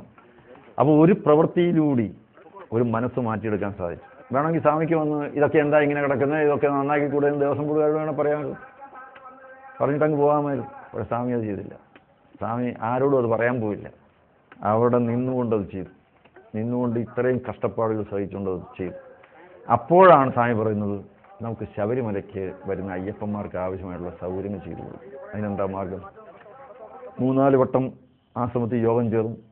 വലിയ വലിയ റിട്ടയർഡ് എഞ്ചിനീയർമാർ, രാമനാഥപിള്ള, വേറെ PWDയിൽ ചീഫ് എഞ്ചിനീയറായിരുന്നവർ, ഇലക്ട്രിസിറ്റി ബോർഡിൽ ചീഫ് എഞ്ചിനീയറായിരുന്നവർ, പേരുകളൊന്നും ഇപ്പോൾ എല്ലാവരും ഓർക്കുന്നില്ല. കുറേ എഞ്ചിനീയർമാരെ എല്ലാവരും വിളിച്ചിട്ട് പറഞ്ഞു നമുക്ക് ശബരിമലയ്ക്ക് പൊക്കളയാം, പോയി ഒന്ന് കാണാം. നിങ്ങൾ എഞ്ചിനീയർമാർ നമുക്ക് പോയി ഒന്ന് കണ്ടിട്ട് നമുക്കൊരു പദ്ധതി തയ്യാറാക്കാം ശബരിമലയ്ക്ക്. അപ്പോൾ അവരെല്ലാവരുടെയും കൂട്ടി വാഹനത്തിൽ ശബരിമല ക്ഷേത്രത്തിൻ്റെ പൂങ്കാവനം മുഴുവൻ നടന്ന് കണ്ടു. എല്ലാം അവരെ കൊണ്ട് നടന്ന് വയസ്സന്മാരാണ്. അവരൊരു വിധത്തിൽ നടന്ന് ഒക്കെ കാണിച്ചു കൊടുത്ത് സ്വാമിയുടെ പിന്നാലെ കയർ പിടിച്ച് നീട്ടി കയർ പിടിച്ച് അളന്ന് തിട്ടപ്പെടുത്തി അങ്ങനെ ശബരിമലയ്ക്ക് എന്താണ് വേണ്ടതെന്നുള്ളതിനെപ്പറ്റി രാത്രി ഇരുന്ന ഡിസ്കഷൻ മറ്റേ ആശ്രമത്തിൽ വന്നിരുന്ന് ഡിസ്കസ് ചെയ്തു. സ്വാമി എല്ലാവരും കൂടി ഒരു പ്ലാൻ പറഞ്ഞു, നമുക്ക് അവിടുത്തെ കെട്ടിടങ്ങൾ മുഴുവൻ പൊളിക്കണം. അന്ന് ആശ്രമത്തിൽ എല്ലാവരും ഒരുമിച്ച് കൂടിയിരുന്നു കൊണ്ട് ശബരിമല വികസന പദ്ധതി ഉണ്ടാക്കാൻ യോഗം ചേർന്ന് ചർച്ച ചെയ്ത് എൻ്റെ സ്കെച്ച് പ്ലാന് ഒക്കെ വരയ്ക്കാനൊക്കെ ഒരു ആർട്ടിസ്റ്റിനെ വിളിക്കാൻ പറഞ്ഞു. അപ്പോൾ സ്വാമി തന്നെ മനസ്സിൽ തോന്നിയ ആശയം, ആ കെട്ടിടങ്ങളെല്ലാം പൊളിച്ചു നീക്കിക്കഴിഞ്ഞാൽ എങ്ങനെയായിരിക്കണം അവിടുത്തെ തിക്കും തിരക്കും നിയന്ത്രിക്കാൻ സാധിക്കും. അവിടുത്തെ ശബരിമല ഏറ്റവും വലിയ പ്രശ്നം തിക്കും തിരക്കും കൊണ്ട് 10-15 മണിക്കൂർ ക്യൂ നിന്ന് ഒരു തുള്ളി വെള്ളം പോലും കിട്ടാതെ അയ്യപ്പന്മാർ കഷ്ടപ്പെടുന്നു എന്നുള്ളതാണ് ശബരിമലയിലെ തീർത്ഥ ഇന്ന് അനുഭവിക്കുന്ന ഏറ്റവും വലിയ പ്രശ്നം. അതാണ് ഇന്നും അത് തന്നെയാണ് അനുഭവിച്ചുകൊണ്ടിരിക്കുന്നത്. അതിനെന്താ പരിഹാരം? അപ്പോൾ സ്വാമി പറയുന്നത് തിരുപ്പതി തന്നെയാണ് അതിന് പരിഹാരം. തിരുപ്പതിയിൽ എങ്ങനെയാണ് ചെയ്തിരിക്കുന്നത്? തിരുപ്പതിയിൽ അവിടെ എത്തുന്ന അയ്യപ്പൻ ഭക്തജനങ്ങൾക്ക് ആവശ്യമായിട്ടുള്ള കുടിവെള്ളം കൊടുക്കുന്നുണ്ട്, മൂത്രപ്പുര അവർക്ക് പോകാം, അവർക്ക് TV കണ്ടുകൊണ്ട് സമയം പോകുന്നതിനെ പറ്റി അവർക്ക് ഒരു പ്രശ്നമില്ല, ആരും അങ്ങോട്ടും ഇങ്ങോട്ടും തള്ളാറില്ല, വളരെ സൗകര്യമായി സമാധാനമുള്ള ഇപ്പോഴാണ്. അപ്പോൾ നമുക്കതെങ്ങനെയാണ് ശബരിമലയിൽ ഇൻട്രൊഡ്യൂസ് ചെയ്യാൻ പറ്റും? ഏത് രീതിയിലായിരിക്കണം? അപ്പോഴാണ് സ്വാമി പറഞ്ഞത് നമുക്കത് ചെയ്യാം, ഒരു പ്രയാസമില്ല, നല്ല ഭൂപ്രകൃതി അതിന് അനുകൂലമാണ്, പക്ഷേ ഈ കെട്ടിടങ്ങളെല്ലാം നീക്കം ചെയ്യണം. അപ്പോൾ എല്ലാവരും ചോദിച്ചൊരു ചോദ്യം, അതുമല്ല സ്വാമി നടക്കുന്ന കാര്യമാണ്. സ്വാമി പറഞ്ഞു, ഞാനിപ്പോൾ ഈ പറയുന്നത് ഇപ്പോൾ നടക്കില്ല എന്ന് എനിക്കറിയാം. കാരണം പണിത് ഇത്രയും വലിച്ചിരിക്കുന്ന 4-5 നില കെട്ടിടം പൊളിച്ചു കളയണമെന്ന് പറഞ്ഞാൽ എനിക്ക് ഭ്രാന്താന്നല്ലേ പറയുള്ളൂ. പക്ഷേ അത് കാലം തെളിയിച്ചോളൂ, അനിവാര്യമായ ഒരു സമയം വരും. തടലിൽപ്പെട്ട ആളുകൾ ചാകും എന്നൊരവസ്ഥ വന്നു കഴിഞ്ഞാൽ പിന്നെ എന്ത് ചെയ്യും? നിന്ന് നിവർന്ന് തിരിയാൻ സ്ഥലം വേണം. എന്ന് പറഞ്ഞാൽ ചുറ്റുപാടും നടന്ന് എവിടെ നിന്ന് നോക്കിയാലും ക്ഷേത്രം കാണാം. പക്ഷേ ഇപ്പോൾ ശബരിമല എവിടെ നിന്ന് നോക്കിയാലും ശബരിമല കാണാം, ക്ഷേത്രം കാണാൻ വേണ്ട. കൊടിമരം ഏതാണ്ട് കാണാം, പക്ഷേ ക്ഷേത്രം കാണാൻ വേണ്ട. കാരണം എല്ലാ കെട്ടിടങ്ങളും ഇങ്ങനെ വന്ന് നിറഞ്ഞിരിക്കുകയാണ്. അതുകൊണ്ട് ചുറ്റുപാടുമുള്ള എല്ലാ കെട്ടിടവും നിർദ്ദയം, യാതൊരു വിധത്തിലുള്ള സന്ധി ചെയ്യാൻ പാടില്ല, നിർദ്ദയം പൊളിച്ചു കളയണം. അങ്ങനെ ഉള്ള ഒരു നമുക്ക് വിഭാവന ചെയ്യാമെന്ന് സ്വാമി പറഞ്ഞു. നമുക്കൊന്ന് പ്ലാൻ ചെയ്യാം. അപ്പോൾ എഞ്ചിനീയർമാരെല്ലാം നമ്മൾ പറഞ്ഞു ശരിയാണ്, അത് നമുക്ക് അങ്ങനെ തന്നെ അങ്ങ് ചിന്തിച്ച് കളയാം. അപ്പോൾ സ്വാമി പറഞ്ഞു, ആ മോളിൽ കൂടെ ഇപ്പോൾ നടക്കുന്ന ഫ്ലൈ ഓവർ എന്നൊക്കെ പറയുന്നത് അതെല്ലാം പൊളിച്ചു കളയണം. അങ്ങനെ ഭഗവാന്റെ മോളിൽ കൂടി ഒന്നും ആരും കയറി നടക്കണ്ട, എല്ലാം എവിടെ നിന്ന് നോക്കിയാലും ശബരിമല ക്ഷേത്രം കാണുന്നു. അപ്പോൾ അയ്യമ്മയുടെ തിക്കും തിരക്കും അതോടുകൂടി തന്നെ സമാധാനമായി, അവിടെ നിന്ന് തൊഴുതോട്ടെ. അപ്പോൾ അത്തരത്തിൽ എങ്ങനെയാണ് ചെയ്യാൻ സാധിക്കുക? അപ്പോൾ അതിന് സ്വാമി പറഞ്ഞു, 5 പ്രാവശ്യം പ്രദക്ഷിണം ചെയ്ത് വരത്തക്ക വിധം ആ പ്രദേശം മുഴുവൻ ഓപ്പൺ ഗ്രൗണ്ടാക്കിയിട്ട് അണ്ടർഗ്രൗണ്ടിലൂടെ 5 പ്രദക്ഷിണം വെച്ച് പഞ്ചപ്രാകാരം എന്ന് പറയുന്ന ക്ഷേത്രത്തിൻ്റെ പ്രദക്ഷിണ ശാസ്ത്രമുണ്ട്, പ്രദക്ഷിണ വഴിയുണ്ട്. കാരണം ഇപ്പോൾ അയോധ്യ ക്ഷേത്രം നിലനിൽക്കുന്നത് അങ്ങനെയാണ്. അതിനും ഈ പറഞ്ഞ പോലെ പഞ്ചപഥമുണ്ട്. ഇപ്പോൾ ഗുരുവായൂർ ക്ഷേത്രത്തിനുമുണ്ട്, ഇന്നർ റിംഗ് റോഡുണ്ട്, ഔട്ടർ റിംഗ് റോഡുണ്ട്. അപ്പോൾ അതുകൊണ്ട് വളരെ ശാസ്ത്രീയമായിട്ടാണ് അതിലെ പോക്ക് വരും. കാരണം തിക്കും തിരക്കും അങ്ങനെ പെട്ടെന്ന് അനുഭവപ്പെടില്ല. അപ്പോൾ ശബരിമലയ്ക്കും അതുപോലെ തന്നെ 5 പ്രാവശ്യം പ്രദക്ഷിണം വെച്ച് വരത്തക്ക വിധത്തിൽ അണ്ടർഗ്രൗണ്ടിൽ കൂടി അങ്ങനെ പ്രദക്ഷിണം വെച്ച് എല്ലാ അയ്യപ്പന്മാരും 18-ാം പടിയുടെ മുമ്പിൽ കൃത്യം വന്ന് കയറി ദർശനം നടത്തി പോട്ടെ. അതുപോലെ തന്നെ 18-ാം മറ്റേ ശ്രീകോവിലിൻ്റെ മുമ്പിലുള്ള തിക്കും തിരക്കും നിയന്ത്രിക്കാൻ എന്താണ് മാർഗം? അവസാനം പറഞ്ഞു, എസ്കലേറ്ററിനോ എന്തോ പറയുന്ന ഒരു സാധനം അവിടെ പഠിപ്പിച്ചാൽ പോരെ. ഒരു പോലീസുകാരനും ആരുടെയും ദേഹത്ത് തൊടേണ്ട കാര്യമില്ല. അത് പതുക്കെ അങ്ങനെ മൂവ് ചെയ്ത് പൊക്കോളും. എല്ലാവർക്കും ദർശനം, എല്ലാവർക്കും ഒരേ സമയം. VIP ആണെങ്കിലും സാധാരണക്കാരനാണെങ്കിലും ഒരേ സമയമാണ് ഭഗവാനെ കാണാൻ കിട്ടുക. അതിൻ്റെ അകത്ത് പിന്നെ ശുപാർശയുടെ പ്രശ്നമൊന്നുമില്ല, ആരും ശുപാർശ ചെയ്യണ്ട, എല്ലാവർക്കും ദർശനം ഒരേപോലെ ലഭിക്കും. ആരും ആരെയും തള്ളണ്ട, സ്പർശിക്കുക പോലും വേണ്ട, നിന്നിടത്ത് നിന്നാൽ മതി. അങ്ങനെ ചെയ്തുകൂടെ? അത് ചെയ്യാം. അങ്ങനെ അതെല്ലാം വ്യവസ്ഥ ചെയ്ത് നല്ല രീതിയിൽ അത് ഒരു ആർട്ടിസ്റ്റിനെ കൊണ്ട് വരപ്പിച്ചു. ആർട്ടിസ്റ്റ് എനിക്ക് തോന്നുന്നു 2-3 മാസം എടുത്തു അത് വരയ്ക്കാൻ. സ്വാമി എന്നും പോയി ആർട്ടിസ്റ്റിനോട് മായ്ക്കടേ, ഞാൻ പറഞ്ഞതുപോലെ വരയ്ക്കും. അത് മായ്ച്ചു കളയും, പിന്നെയും വരയ്ക്കും, പിന്നെയും മായ്ച്ചു കളയും. സ്വാമി അങ്ങനെ ഇരുന്നു കൊണ്ട് നല്ല 4 സ്ഥലങ്ങളിൽ 4 ഗോപുരങ്ങൾ, ആ ഗോപുരത്തിലൂടെ ഭക്തന് കയറാവുന്ന സൗകര്യം, അതിങ്ങനെ പഞ്ചപ്രദക്ഷിണം വെച്ച് ശരണം വിളിച്ച് അങ്ങനെ ആളുകൾ യാതൊരു തടസ്സവും കൂടാതെ അങ്ങനെ മുകളിൽ കയറി ചെല്ലുന്നത് ഒക്കെ ഭാവന ചെയ്തുകൊണ്ട് നല്ല രീതിയിൽ അത് വരച്ച് പൂർത്തിയാക്കി. അങ്ങനെ ഒരു പദ്ധതി തയ്യാറാക്കി. അതാണ് ഹരിവരാസനം പദ്ധതി.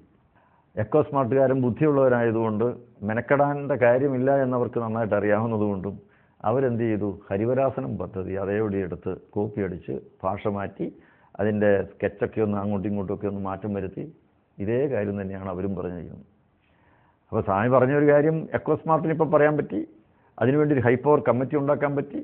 അതിനുവേണ്ടി ഒരു ട്രസ്റ്റ് രൂപീകരിച്ച് ഇൻഫ്രാസ്ട്രക്ചർ ഡെവലപ്മെൻറ്റ് ഫണ്ട് എന്ന് പറഞ്ഞ് രൂപീകരിച്ച് PNC മേനോനും അതുപോലെ കുമരൻ ടെക്സ്റ്റൈൽസും അങ്ങനെയുള്ളവരൊക്കെ അതിൻ്റെ അകത്ത് ഉൾപ്പെടുത്തി പണം ഉണ്ടാക്കാനുള്ള മാർഗ്ഗങ്ങളൊക്കെ ഇപ്പോൾ ഉണ്ടാക്കി. അപ്പോൾ മെല്ലെ മെല്ലെ അതൊക്കെ നടപ്പിലായിക്കൊണ്ടിരിക്കുകയാണ്. ഹരിവരാസനം പദ്ധതി എന്നുള്ള പേരിൽ സ്വാമിയുടെ പദ്ധതി അംഗീകരിച്ചു എന്ന് പറയാനുള്ള നാണക്കേടുകൊണ്ട് ഭരണാധികാരികൾ അതിന് തയ്യാറായില്ല. വാസ്തവത്തിൽ അന്തസ്സും അഭിമാനമുള്ളവരാണെങ്കിൽ സ്വാമി ഇത്രയും കഷ്ടപ്പെട്ട് 119 പേർ, ഇപ്പോഴും ഞാൻ കൃത്യമായിട്ട് ഓർക്കുകയാണ്, 119 വിദഗ്ധന്മാർ, അതിൻ്റെ അകത്ത് ജ്യോതിഷ പണ്ഡിതന്മാരുണ്ട്, തന്ത്രശാസ്ത്രജ്ഞന്മാരുണ്ട്, അതിൻ്റെ അകത്ത് സിവിൽ എഞ്ചിനീയർമാരുണ്ട്, ആർക്കിടെക്ട്സ് ഉണ്ട്, എല്ലാവരും ഉണ്ട്. അങ്ങനെ ഒരു കമ്മിറ്റി ആർക്കും ഇദ്ദേഹം രൂപീകരിക്കാൻ പറ്റിയിട്ടില്ല.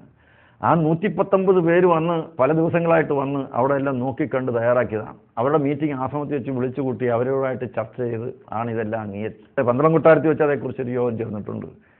എന്നിട്ട് AK ആൻ്റണി, മുഖ്യമന്ത്രി AK ആൻ്റണിയുടെ അടുക്കൽ പോയി, അദ്ദേഹത്തിൻ്റെ വീട്ടിൽ പോയി ഈ പറയുന്ന ചിത്രം അദ്ദേഹത്തെ കാണിച്ചിട്ട് എന്തെങ്കിലും ഈ കാര്യത്തിൽ ചെയ്യണം ആൻ്റണിയോട് പറഞ്ഞു.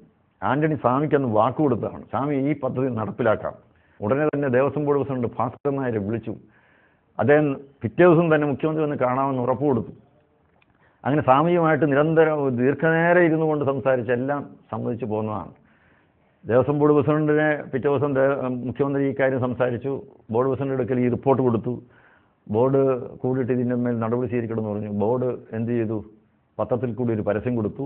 ഹരിവരാസനം പദ്ധതി അത് നടപ്പിലാക്കുന്നതിനെക്കുറിച്ചുള്ള അഭിപ്രായങ്ങൾ ജനങ്ങളിൽ നിന്നും സ്വരൂപിക്കാൻ തീരുമാനിച്ചിരിക്കുന്നു. അതുകൊണ്ട് ഇതേക്കുറിച്ച് അഭിപ്രായങ്ങൾ ആർക്കെങ്കിലും പറയാനുണ്ടെങ്കിൽ ഇന്ന അഡ്രസ്സിൽ ഇന്ന തീയതിക്കകം അറിയിക്കണം. പത്രത്തിൽ പരസ്യമൊക്കെ വന്നു. ഏതാണ്ട് 800-നും 900-നും ഇടയ്ക്ക് മറ്റേ അഭിപ്രായങ്ങൾ കിട്ടിയെന്നാണ് ഞാൻ മനസ്സിലാക്കിയത്. എന്താണെങ്കിലും ദേവസ്വം ബോർഡിൽ ആ അഭിപ്രായങ്ങളൊക്കെ കെട്ടി അതവിടെ വെച്ചു. അതിപ്പോൾ ചർച്ച പിന്നീട് ഉണ്ടായിട്ടില്ല. ഗുരുവായൂരിനെ സംബന്ധിച്ചിടത്തോളം ഇത് തന്നെയാണ്. ഗുരുവായൂരിനും ഇതുപോലൊരു വികസന കാര്യങ്ങൾ എന്തെങ്കിലും അയ്യപ്പന്മാർക്ക് ഭക്തജനങ്ങൾക്ക് സൗകര്യം ചെയ്തു കൊടുക്കണം എന്ന് മനസ്സിലാക്കിക്കൊണ്ടാണ് വിദഗ്ധന്മാരുടെ ഒരു യോഗം ഒരിക്കൽ അവിടെ വനമാല എന്ന് പറയുന്ന ഒരു ഹോട്ടലിൻ്റെ ഓഡിറ്റോറിയത്തിൽ കൂടിയുണ്ടായി. സ്വാമിജി അതിൽ പങ്കെടുത്ത് അവർക്ക് വേണ്ട മാർഗദർശനമൊക്കെ നൽകി. ശബരിമല ചെയ്ത കാര്യങ്ങളൊക്കെ അവരോട് പറഞ്ഞു. പക്ഷേ അത് വേണ്ട വിധത്തിൽ മുന്നോട്ടേക്ക് പോയില്ല. കാരണം അവിടെ പിന്നെ വീണ്ടും ചില പ്രശ്നങ്ങൾ. ജേക്കബ് തമ്പി എന്ന് പറയുന്ന ഒരാളെ അവിടുത്തെ ഭരണസമിതിയിലേക്ക് നിയോഗിച്ചുകൊണ്ട് അന്ന് മുഖ്യമന്ത്രി നയനാർ ഒരു തീരുമാനമെടുത്ത് മുന്നോട്ടേക്ക് പോയി. അപ്പോൾ ജേക്കബ് തമ്പിയെ എന്തിനാണ് ഗുരുവായൂർ ക്ഷേത്രത്തിൻ്റെ മാനേജിംഗ് കമ്മിറ്റി ഉൾപ്പെടുത്തിയത്? അത് എത്ര ചിന്തിച്ചിട്ടും മനസ്സിലായില്ല. അപ്പോൾ സ്വാമിയെടുക്കെ ഞാൻ ശിവബാജി എല്ലാവരും കൂടി ഒരുമിച്ച് ചെന്ന് പറഞ്ഞു, സ്വാമി നമുക്ക് ഇതിനെ എതിർക്കണം. എന്ത് വന്നു കഴിഞ്ഞാൽ എതിർക്കണം. ഇത് നമുക്ക് ജേക്കബ് തമ്പി അങ്ങോട്ടേക്ക് വരാൻ പാടില്ല. അയാൾ രാജിവെച്ച് പോകുന്നേ പൊക്കോട്ടെ. പക്ഷേ ജേക്കബ് തമ്പി ആ യോഗത്തിൽ ഇനിയുമായി പങ്കെടുക്കാൻ പാടില്ല. ഉടനെ തന്നെ ഗുരുവായൂർ ഒരു ആക്ഷൻ കൗൺസിൽ രൂപീകരിച്ചു. അപ്പോൾ എന്നോട് സ്വാമി പറഞ്ഞു, നീ അവിടെ പോയി നിൽക്കണം, അവിടെ നിന്ന് സമരം ചെയ്യണം. അല്ലെങ്കിൽ അത് അവൻ എപ്പോഴാണ് വന്ന് കയറി ഈ യോഗത്തിലൊക്കെ പങ്കെടുത്തു പോകുമെന്ന് അറിയാനൊക്കില്ല. അതുകൊണ്ട് ഒരു സമരമുഖം തുറക്കണം. അങ്ങനെയാണ് അവിടെ ഒരു ഗുരുവായൂരിന് ഒരു ആക്ഷൻ കൗൺസിൽ രൂപീകരിച്ചു. അവിടെ സത്യാഗ്രഹം പ്രഖ്യാപിച്ചു. ആഴ്ചയിൽ ഒരു ശനിയാഴ്ച ദിവസം സത്യാഗ്രഹം ഓരോ ജില്ലയ്ക്ക് വിട്ടുകൊടുത്തു. ഓരോ ജില്ല വരിക, ആയിരക്കണക്കിന് ആളുകൾ വരുന്നു, സത്യാഗ്രഹിക്കുന്നു. അങ്ങനെ മാനേജിംഗ് കമ്മിറ്റി യോഗത്തിൽ എപ്പോഴെങ്കിലും ജേക്കബ് തമ്പി വന്നാൽ തടയാനും തീരുമാനിച്ചു. ഒരു കാരണവശാലും അനുവദിക്കില്ല. 3 മാസം സമരം നീണ്ടു നിന്നു. ജേക്കബ് തമ്പി അവസാനം രാജിവെച്ച് ഒഴിഞ്ഞുപോയി. ഞാൻ ഗുരുവായൂരിലേക്ക് വരുന്നേയില്ല, രാജിവെച്ചിരിക്കുന്നു. അതോടുകൂടി അങ്ങനെ ആ സമരം വിജയിച്ചു. കാരണം ആ ഒരു സമരം അങ്ങനെ പോയില്ലായിരുന്നുവെങ്കിൽ. അപ്പോൾ അതിനു വേണ്ടി നമ്മളൊരു ദീപശിഖ പ്രയാണമൊക്കെ നടത്തി. കേരളം മുഴുവൻ വലിയൊരു ദീപശിഖ പ്രയാണം, ഒന്ന് തെക്ക് നിന്ന് ഒന്ന് വടക്ക് നിന്ന്, അങ്ങനെ ആ ദീപശിഖ പ്രയാണം ഗുരുവായൂർ സംഗമിച്ചു. അന്ന് സ്വാമിജി ഉച്ചയ്ക്ക് 12 മണി സമയമാണ്. നിരവധി ആളുകളുടെ കയ്യിലേക്ക് പന്തം കൊളുത്തി കയ്യിലോട്ട് കൊടുത്തു. കാരണം ആ ദീപത്തിൽ നിന്നും പകർന്നെടുത്ത് പന്തം എല്ലാവരുടെ കൈകളിലേക്കും കൊടുത്തു. പ്രതിജ്ഞ സ്വാമി ചൊല്ലിക്കൊടുത്തു. കണ്ണിലെ കൃഷ്ണമണി പോലെ ഗുരുവായൂർ ക്ഷേത്രത്തെ ഞങ്ങൾ പരിരക്ഷിക്കും. ഈ രാഷ്ട്രീയ പാർട്ടിക്കാരും സർക്കാരും ഈ ക്ഷേത്രം കൈയാളുന്നതിലൂടെ ക്ഷേത്രത്തിന് സംഭവിച്ചിരിക്കുന്ന അപജയം, നാശം, ജീർണത ഞങ്ങളെ വേദനിപ്പിക്കും. അതുകൊണ്ട് ഈ ക്ഷേത്രത്തിൻ്റെ വിമോചനത്തിന് വേണ്ടി എന്ത് കഷ്ടനഷ്ടങ്ങൾ സഹിച്ചു ഹിന്ദുക്കളായ ഞങ്ങൾ പടപൊരുതും. ഒരു വലിയ പ്രതിജ്ഞയായിരുന്നു. ആയിരക്കണക്കിന് ആളുകൾ ആ ക്ഷേത്ര കോമ്പൗണ്ട് മുഴുവൻ അങ്ങനെ തിങ്ങി നിറഞ്ഞു നിന്നിരുന്നൊരു സമയമായിരുന്നു. ഞാനിപ്പോഴും ഓർക്കുന്നു. അവിടേക്ക് സ്വാമിജി പറഞ്ഞു, ക്ഷേത്രത്തിൻ്റെ ശ്രീകോവിലിൽ നിന്നും ദീപം കൊളുത്തി വേണം ഇതിവിടെ തെളിയിക്കാൻ എന്ന് പറഞ്ഞു. അപ്പോൾ ഇതെങ്ങനെയോ ലീക്ക് ചെയ്തു. ദേവസ്വം മാനേജിംഗ് കമ്മിറ്റി ഞങ്ങളുടെ അടുക്കൽ എത്തി. അവർ പറഞ്ഞു, ഒരു കാരണവശാലും ഞങ്ങൾ ഇത് കത്തിക്കാൻ സമ്മതിക്കത്തില്ലെന്ന്. അപ്പോൾ സ്വാമി പറഞ്ഞു, നിങ്ങൾ കത്തിക്കാൻ തീരുമാനിച്ചാൽ മതി, നിങ്ങളോട് കത്തിക്കാനേ പറഞ്ഞു, വേറൊന്നും കാര്യം ചോദിക്കാൻ പറഞ്ഞിട്ടില്ലല്ലോ. അപ്പോൾ പിന്നെ പ്രശ്നമായി, ഇതെങ്ങനെ കത്തിക്കുക? അവർ മേശാന്തി കത്തിച്ചു തരുന്നില്ലെങ്കിൽ നമുക്ക് കത്തിക്കാൻ പറ്റും. എന്തായിരുന്നാലും എങ്ങനെയാണെന്ന് അറിഞ്ഞുകൂടാ. കുറേ ഭക്തന്മാരകത്ത് കയറി. അവർക്ക് എങ്ങനെ തോന്നിയതാണ്, നമ്മളൊക്കെ ഇപ്പോഴും അറിഞ്ഞുകൂടാതെ ആരാണ്. ഒരു സ്ത്രീ മേശാന്തിയോട് പറഞ്ഞു, മേശാന്തി ഇതൊന്ന് ഒരു തിരിയം കൊടുത്തത്, ഇതാണോ മേശാന്തി ഒന്ന് കത്തിച്ചത്. മേശാന്തി അകത്ത് പോയി അത് കത്തിച്ച് അങ്ങ് കയ്യിലോട്ട് കൊടുത്തു. ആ സ്ത്രീ ഹരേ രാമ ചൊല്ലി, ഹരേ രാമ ഹരേ രാമ, കൂടെ വന്നവർ ഹരേ രാമ ഹരേ രാമ ചൊല്ലി വെളിക്കൊണ്ട് നമ്മുടെ ആൾ കാത്തു നിൽക്കുകയാണ്. കാത്തു നിൽക്കുന്നവർ എന്ത് ചെയ്യണമെന്ന് അറിയാൻ പാടില്ലാതെയാണ് അവർ നിൽക്കുന്നു. അകത്തേക്ക് കയറിയാൽ പോലീസ് പിടിവെക്കാനും മത്തി പോലീസുകാരുടെ ബഹളമാണ്. ഇന്നെന്തോ ഇവിടെ സംഭവിക്കാൻ പോവാണ്. ദേവസ്വം മാനേജിംഗ് കമ്മിറ്റി അറിയിച്ച് സ്ത്രീയുടെ നേതൃത്വത്തിൽ ഇങ്ങോട്ട് വന്ന് ഇവരൊരു കൊടിവിളക്കം പിടിച്ചിങ്ങനെ നിൽക്കുകയാണ്. അതിലേക്ക് അങ്ങ് കൊളുത്തി എല്ലാവരോടും നാം ചോദിച്ച് അങ്ങ് പോവുകയും ചെയ്തു. ഭയങ്കര അത്ഭുതം. ഇത് നോക്കിയപ്പോൾ സ്വാമി അവിടെ അങ്ങനെ കാത്തു നിൽക്കുകയാണ്, സ്റ്റേജിൽ നിൽക്കുകയാണ് സ്വാമി. വലിയ 2 രഥങ്ങൾ യാത്ര കഴിഞ്ഞ് വന്ന് നിൽക്കുന്നു. അതിൽ കൃഷ്ണൻ്റെയും ഒക്കെ വിഗ്രഹമുണ്ട്. അതിലൊക്കെ അങ്ങനെ ദീപം കൊളുത്തി നിൽക്കുകയാണ്. സ്വാമി പന്തവും പിടിച്ച് നിൽക്കുകയാണ്. വരട്ടെ, ദീപശിക വരട്ടെ, ഗുരുവായൂരപ്പൻ്റെ ദീപശിക ഇപ്പോഴിവിടെ എത്തും. നോക്കിയപ്പോൾ ഉണ്ട് നാമം ചോദിച്ചിങ്ങനെ ആയിരക്കണക്കിന് ആളിങ്ങനെ വന്നുകൊണ്ടിരിക്കുകയാണ്. വന്ന് അതിലേക്ക് അവൻ കൊളുത്തി സ്വാമി എല്ലാവരുടെ കയ്യിലും പന്തം കൊടുത്തിരിക്കുകയാണ്. ചെറിയ പന്തം, ചെറിയൊരു മുളയിൽ ഒരു തുണി ചുറ്റി അങ്ങനെ മുക്കി എണ്ണയിൽ മുക്കി കൊടുത്തിരിക്കുകയാണ്. എല്ലാവരുടെ കയ്യിലോട്ടും കൊടുത്തു. ആ പ്രതിജ്ഞ വലിയ രംഗം ഇപ്പോഴും ഓർക്കുകയാണ്. എല്ലാവർക്കും ഒരു ആത്മബലമായി. അങ്ങനെയാണ് ആ സമരമുഖത്ത് നിന്നുകൊണ്ട് ഹിന്ദുക്കൾ അടിയുറച്ചു നിന്ന് ജേക്കബ് തമ്പിയെ ആ ക്ഷേത്രത്തിലേക്ക് പ്രവേശിപ്പിക്കാൻ പോലും കഴിയാത്ത വിധം വലിയൊരു പ്രതിരോധ നിര കെട്ടിപ്പടുത്തു. അപ്പോൾ സ്വാമിജി അവിടെ വന്നത് ഇതൊക്കെ ചെയ്യുമ്പോഴും ഭാവിയിൽ എങ്ങനെയായിരിക്കണം ഗുരുവായൂർ എന്നുള്ളതിനെപ്പറ്റി ഒരു സങ്കല്പം ഉണ്ടായി. പക്ഷേ അതൊന്നും പ്രാവർത്തികമാക്കാൻ കഴിയുന്നില്ല. കാരണം രാഷ്ട്രീയക്കാരുടെ വിളയാട്ടമാണ് ഇപ്പോഴും അതിൻ്റെ സമരമുഖത്താണ് നമ്മൾ. കഴിഞ്ഞ ആഴ്ച വരെയും സമരം ചെയ്തതും ഒരു വലിയ സമ്മേളനം അവിടെ സംഘടിപ്പിച്ചപ്പോഴൊക്കെ സ്വാമികൾ ചെയ്ത ആ കാര്യത്തെക്കുറിച്ച് അവിടെ പ്രതിപാദിക്കുകയുണ്ടായി. അവിടെയും പറഞ്ഞു സ്വാമിക്കൊരു ഇച്ഛ ഉണ്ട്, ഗുരുവായൂർ എങ്ങനെയായിരിക്കണം, കേരളത്തിലെ ക്ഷേത്രങ്ങൾ മൊത്തം എങ്ങനെയായിരിക്കണം എന്നുള്ളതിനെക്കുറിച്ചൊരു കാഴ്ചപ്പാട് അദ്ദേഹത്തിനുണ്ടായിരുന്നു. അപ്പോൾ അങ്ങനെ ഒരു ഗുരുവായൂർ ക്ഷേത്രത്തെക്കുറിച്ചും ശബരിമല ക്ഷേത്രത്തെക്കുറിച്ചും കേരളത്തിലെ എല്ലാ ക്ഷേത്രങ്ങളെക്കുറിച്ചും ഒക്കെ ഒരു കാഴ്ചപ്പാട്. ക്ഷേത്ര വിമോചനം കേരളത്തിൽ ഉണ്ടാകണം, അത് ഹിന്ദുവിൻ്റെ വിമോചനമാണ്. ഹിന്ദു വിമോചനം ഉണ്ടാകണം, ക്ഷേത്രങ്ങളെ വിമോചിപ്പിക്കണം. സർക്കാരിൻ്റെയും രാഷ്ട്രീയ പാർട്ടിക്കാരുടെയും നിയന്ത്രണത്തിൽ നിന്നും ക്ഷേത്രത്തെ വിമോചിപ്പിക്കണം. അത് സ്വാമിജിയുടെ ഒരു ആഗ്രഹം, സ്വാമിജിയുടെ ഒരു ഇച്ഛയാണ്. അതെന്തായിരുന്നാലും ഇപ്പോഴും അത് ആ ഇച്ഛ പ്രവർത്തിച്ചുകൊണ്ടിരിക്കുകയാണ്. ആ മുന്നേറ്റം മുന്നോട്ടേക്ക് പോയിക്കൊണ്ടിരിക്കുകയാണ്. അതിന് പ്രേരണയും പ്രചോദനവും സ്വാമിജി തന്നെയാണ്. ഞാനതിലൊരു അനുഭവത, ഓൾ കേരള പുലിയ മഹാസഭയുടെ ജനറൽ സെക്രട്ടറി ടി.എ. ഭാസ്കരൻ, അദ്ദേഹത്തോടൊപ്പം ഒരു 4-5 പാവപ്പെട്ടവർ ഒരു ദിവസം ഞാൻ ചെല്ലുന്ന സന്ദർഭത്തിൽ സ്വാമിയുടെ മുമ്പിൽ കരഞ്ഞുകൊണ്ട് നിൽക്കുകയാണ്. അവരാവശ്യപ്പെടുന്ന ഒന്നേ ഉള്ളൂ, ഞങ്ങൾക്കൊരു ക്ഷേത്രം വേണം സ്വാമി, ആരാധിക്കാനൊരു ക്ഷേത്രം വേണം. സ്വാമി പറഞ്ഞു, ആകാമല്ലോ, ഞാൻ പണിത് തരാം, ഞാൻ വന്ന് പ്രതിഷ്ഠ നടത്തിത്തരാം. അതിന് സ്ഥലം എവിടെയാണെന്ന് പറഞ്ഞാൽ മതി. കൊല്ലത്തിനടുത്ത് ഒരു സ്ഥലം, ഒരു ഗ്രാമത്തിൽ അവർ സ്ഥലം കണ്ടെത്തി അവിടെ അമ്പലം പണിത് കൊടുക്കാൻ തീരുമാനിച്ചു. സ്വാമി അതിനുള്ള വിഗ്രഹങ്ങൾ ശരിയാക്കി പണിത് കൊടുക്കാം. അപ്പോൾ ക്ഷേത്രം പണിത് കൊടുക്കാമെന്ന് പറഞ്ഞപ്പോൾ തന്നെ അവർക്ക് എത്ര വലിയൊരു സന്തോഷമായി. അപ്പോൾ ടി.എ. ഭാസ്കരനെ അങ്ങോട്ടേക്ക് പറഞ്ഞു വെച്ചു. ടി.എ. ഭാസ്കരൻ അവിടെ പോയി നിന്ന് അവിടെയുള്ള ആ കോളനി പ്രദേശങ്ങളിലെ ജനങ്ങളെ മുഴുവൻ സംഘടിപ്പിച്ചു. ടി.എ. ഭാസ്കരൻ അന്ന് പറഞ്ഞ 10 കുടുംബങ്ങളേ ഉള്ളൂ സ്വാമി, ബാക്കി മുഴുവൻ മതം മാറിപ്പോയി, എന്ത് ചെയ്യും? സ്വാമി പറഞ്ഞു, അതൊന്നും നിങ്ങൾ നോക്കണ്ട, നിങ്ങൾ അമ്പലം അങ്ങോട്ട് പ്രതിഷ്ഠിക്കുക, കാര്യങ്ങൾ ചെയ്യുക, എല്ലാവരും തിരികെ വരും. പറഞ്ഞതുപോലെ സ്വാമിയെ കല്ലിടാൻ വേണ്ടിയായിരുന്നു, സ്വാമിയെ സ്വീകരിക്കാൻ വേണ്ടി ആ പാവങ്ങൾ 2 കിലോമീറ്റർ അപ്പുറത്ത് അവരുടെ വാദ്യമേളങ്ങളും ഘോഷങ്ങളും ഒക്കെയായി താനി നാടൻ ശൈലി. അതിൻ്റെ അകത്ത് ചിലതൊക്കെ മദ്യപിച്ചിട്ടൊക്കെ വന്നിട്ടുണ്ട്. സന്തോഷം കൊണ്ടാണ്. സ്വാമി ഒന്നും തടസ്സപ്പെടുത്താൻ പോയില്ല. അവിടെയൊക്കെ തുളത്ത് തൊട്ടി അവരുടെ ആ ജീവിത ശൈലിക്കനുസരിച്ചൊരു സ്വീകരണം അവർ കൊടുത്തു. അന്ന് ഞാൻ ഇപ്പോഴും ഓർക്കുന്നു, പ്ലാവില കൊണ്ടും മാവില കൊണ്ടും ഒരു മാല ഉണ്ടാക്കി സ്വാമിയെ കൊണ്ടിടിച്ചു. സ്വാമിക്ക് ഏറ്റവും ഇഷ്ടപ്പെട്ട മാല ഇതാണ്. വലിയ റോസാപ്പൂവും അത് ഇതൊക്കെ കാശ് കൊടുത്ത് വാങ്ങിച്ചിടുന്നതിനൊക്കെ നിങ്ങൾ നൽകിയ ഈ മാല എനിക്ക് വലിയ ഇഷ്ടമായിപ്പോയി. സ്വാമി അതങ്ങ് രസിച്ചു. അങ്ങനെ ആ പാവങ്ങൾ തിങ്ങിപ്പാർക്കുന്ന സ്ഥലത്ത് ക്ഷേത്ര പ്രതിഷ്ഠ നടത്തി. അതിനുള്ള വിഗ്രഹം, അതിനുള്ള കല്ല്, അതിനുള്ള കാര്യങ്ങളെല്ലാം അടുപ്പിച്ച് എത്ര സൂക്ഷ്മതയോടുകൂടി ശ്രദ്ധയോടുകൂടിയാണ് സ്വാമി അതിൻ്റെ ഓരോ കാര്യങ്ങളും വിലയിരുത്തി ചോദിച്ച് അത് പണിത് കൊടുത്തിട്ടേ അടങ്ങുമെന്നുള്ള ഒരു വീറും വാശിയും അദ്ദേഹം കാണിച്ചു. ആ പ്രദേശത്തെ കുടുംബാംഗങ്ങളെ മുഴുവൻ തിരികെ കൊണ്ടു. തിരുവഞ്ചൂർ, വളരെ വർഷങ്ങൾക്ക് മുമ്പ് നടന്നൊരു ചടങ്ങാണ് തിരുവഞ്ചൂർ, കോട്ടയത്ത്. ആ തിരുവഞ്ചൂർ ഏതാണ്ട് 250 കുടുംബങ്ങളെയാണ് തിരിച്ചു കൊണ്ടുവന്നത്. എന്നിട്ട് സ്വാമി പറഞ്ഞു, നമുക്ക് മതം മാറ്റിയാൽ മാത്രം പോരാ, മാറ്റി എന്നുള്ള സർട്ടിഫിക്കറ്റ് കൊടുക്കാനുള്ള അധികാരം കൂടി കിട്ടണം. ആ അധികാരവും നേടിയെടുത്തു. ശ്രീരാമദാസ മിഷൻ്റെ സർട്ടിഫിക്കറ്റ് കൊടുക്കുന്നതിന് സാധുതയുള്ള നിയമപ്രകാരം സാധുത നേടിയെടുത്ത് ഗവൺമെൻറ് ഉത്തരവിറക്കിച്ചു. എ.കെ. ആൻ്റണിയോട് വളരെ വ്യക്തമായിട്ട് പറഞ്ഞു, അത് തന്നേ പറ്റുള്ളൂ എന്ന് പറഞ്ഞു. അങ്ങനെ മതം മാറി ഖർവാപ്പസി സ്വന്തം വീട്ടിലേക്ക് തിരിച്ചു വന്ന സഹോദരങ്ങളെ മുഴുവൻ എത്രയോ ആളുകളെ തിരിച്ചെടുത്ത് അവർക്ക് സർട്ടിഫിക്കറ്റ് കൊടുത്ത് അവർക്ക് തൊഴിലുണ്ടാക്കി കൊടുത്ത് അവർക്ക് പ്രതീക്ഷ ജീവിതത്തിൽ ഉണ്ടാക്കി കൊടുത്ത് അങ്ങനെ ഒരു വലിയ മുന്നേറ്റം ഈ കേരളത്തിൽ ഉണ്ടാക്കിയ അനുഭവ കഥകൾ ധാരാളം.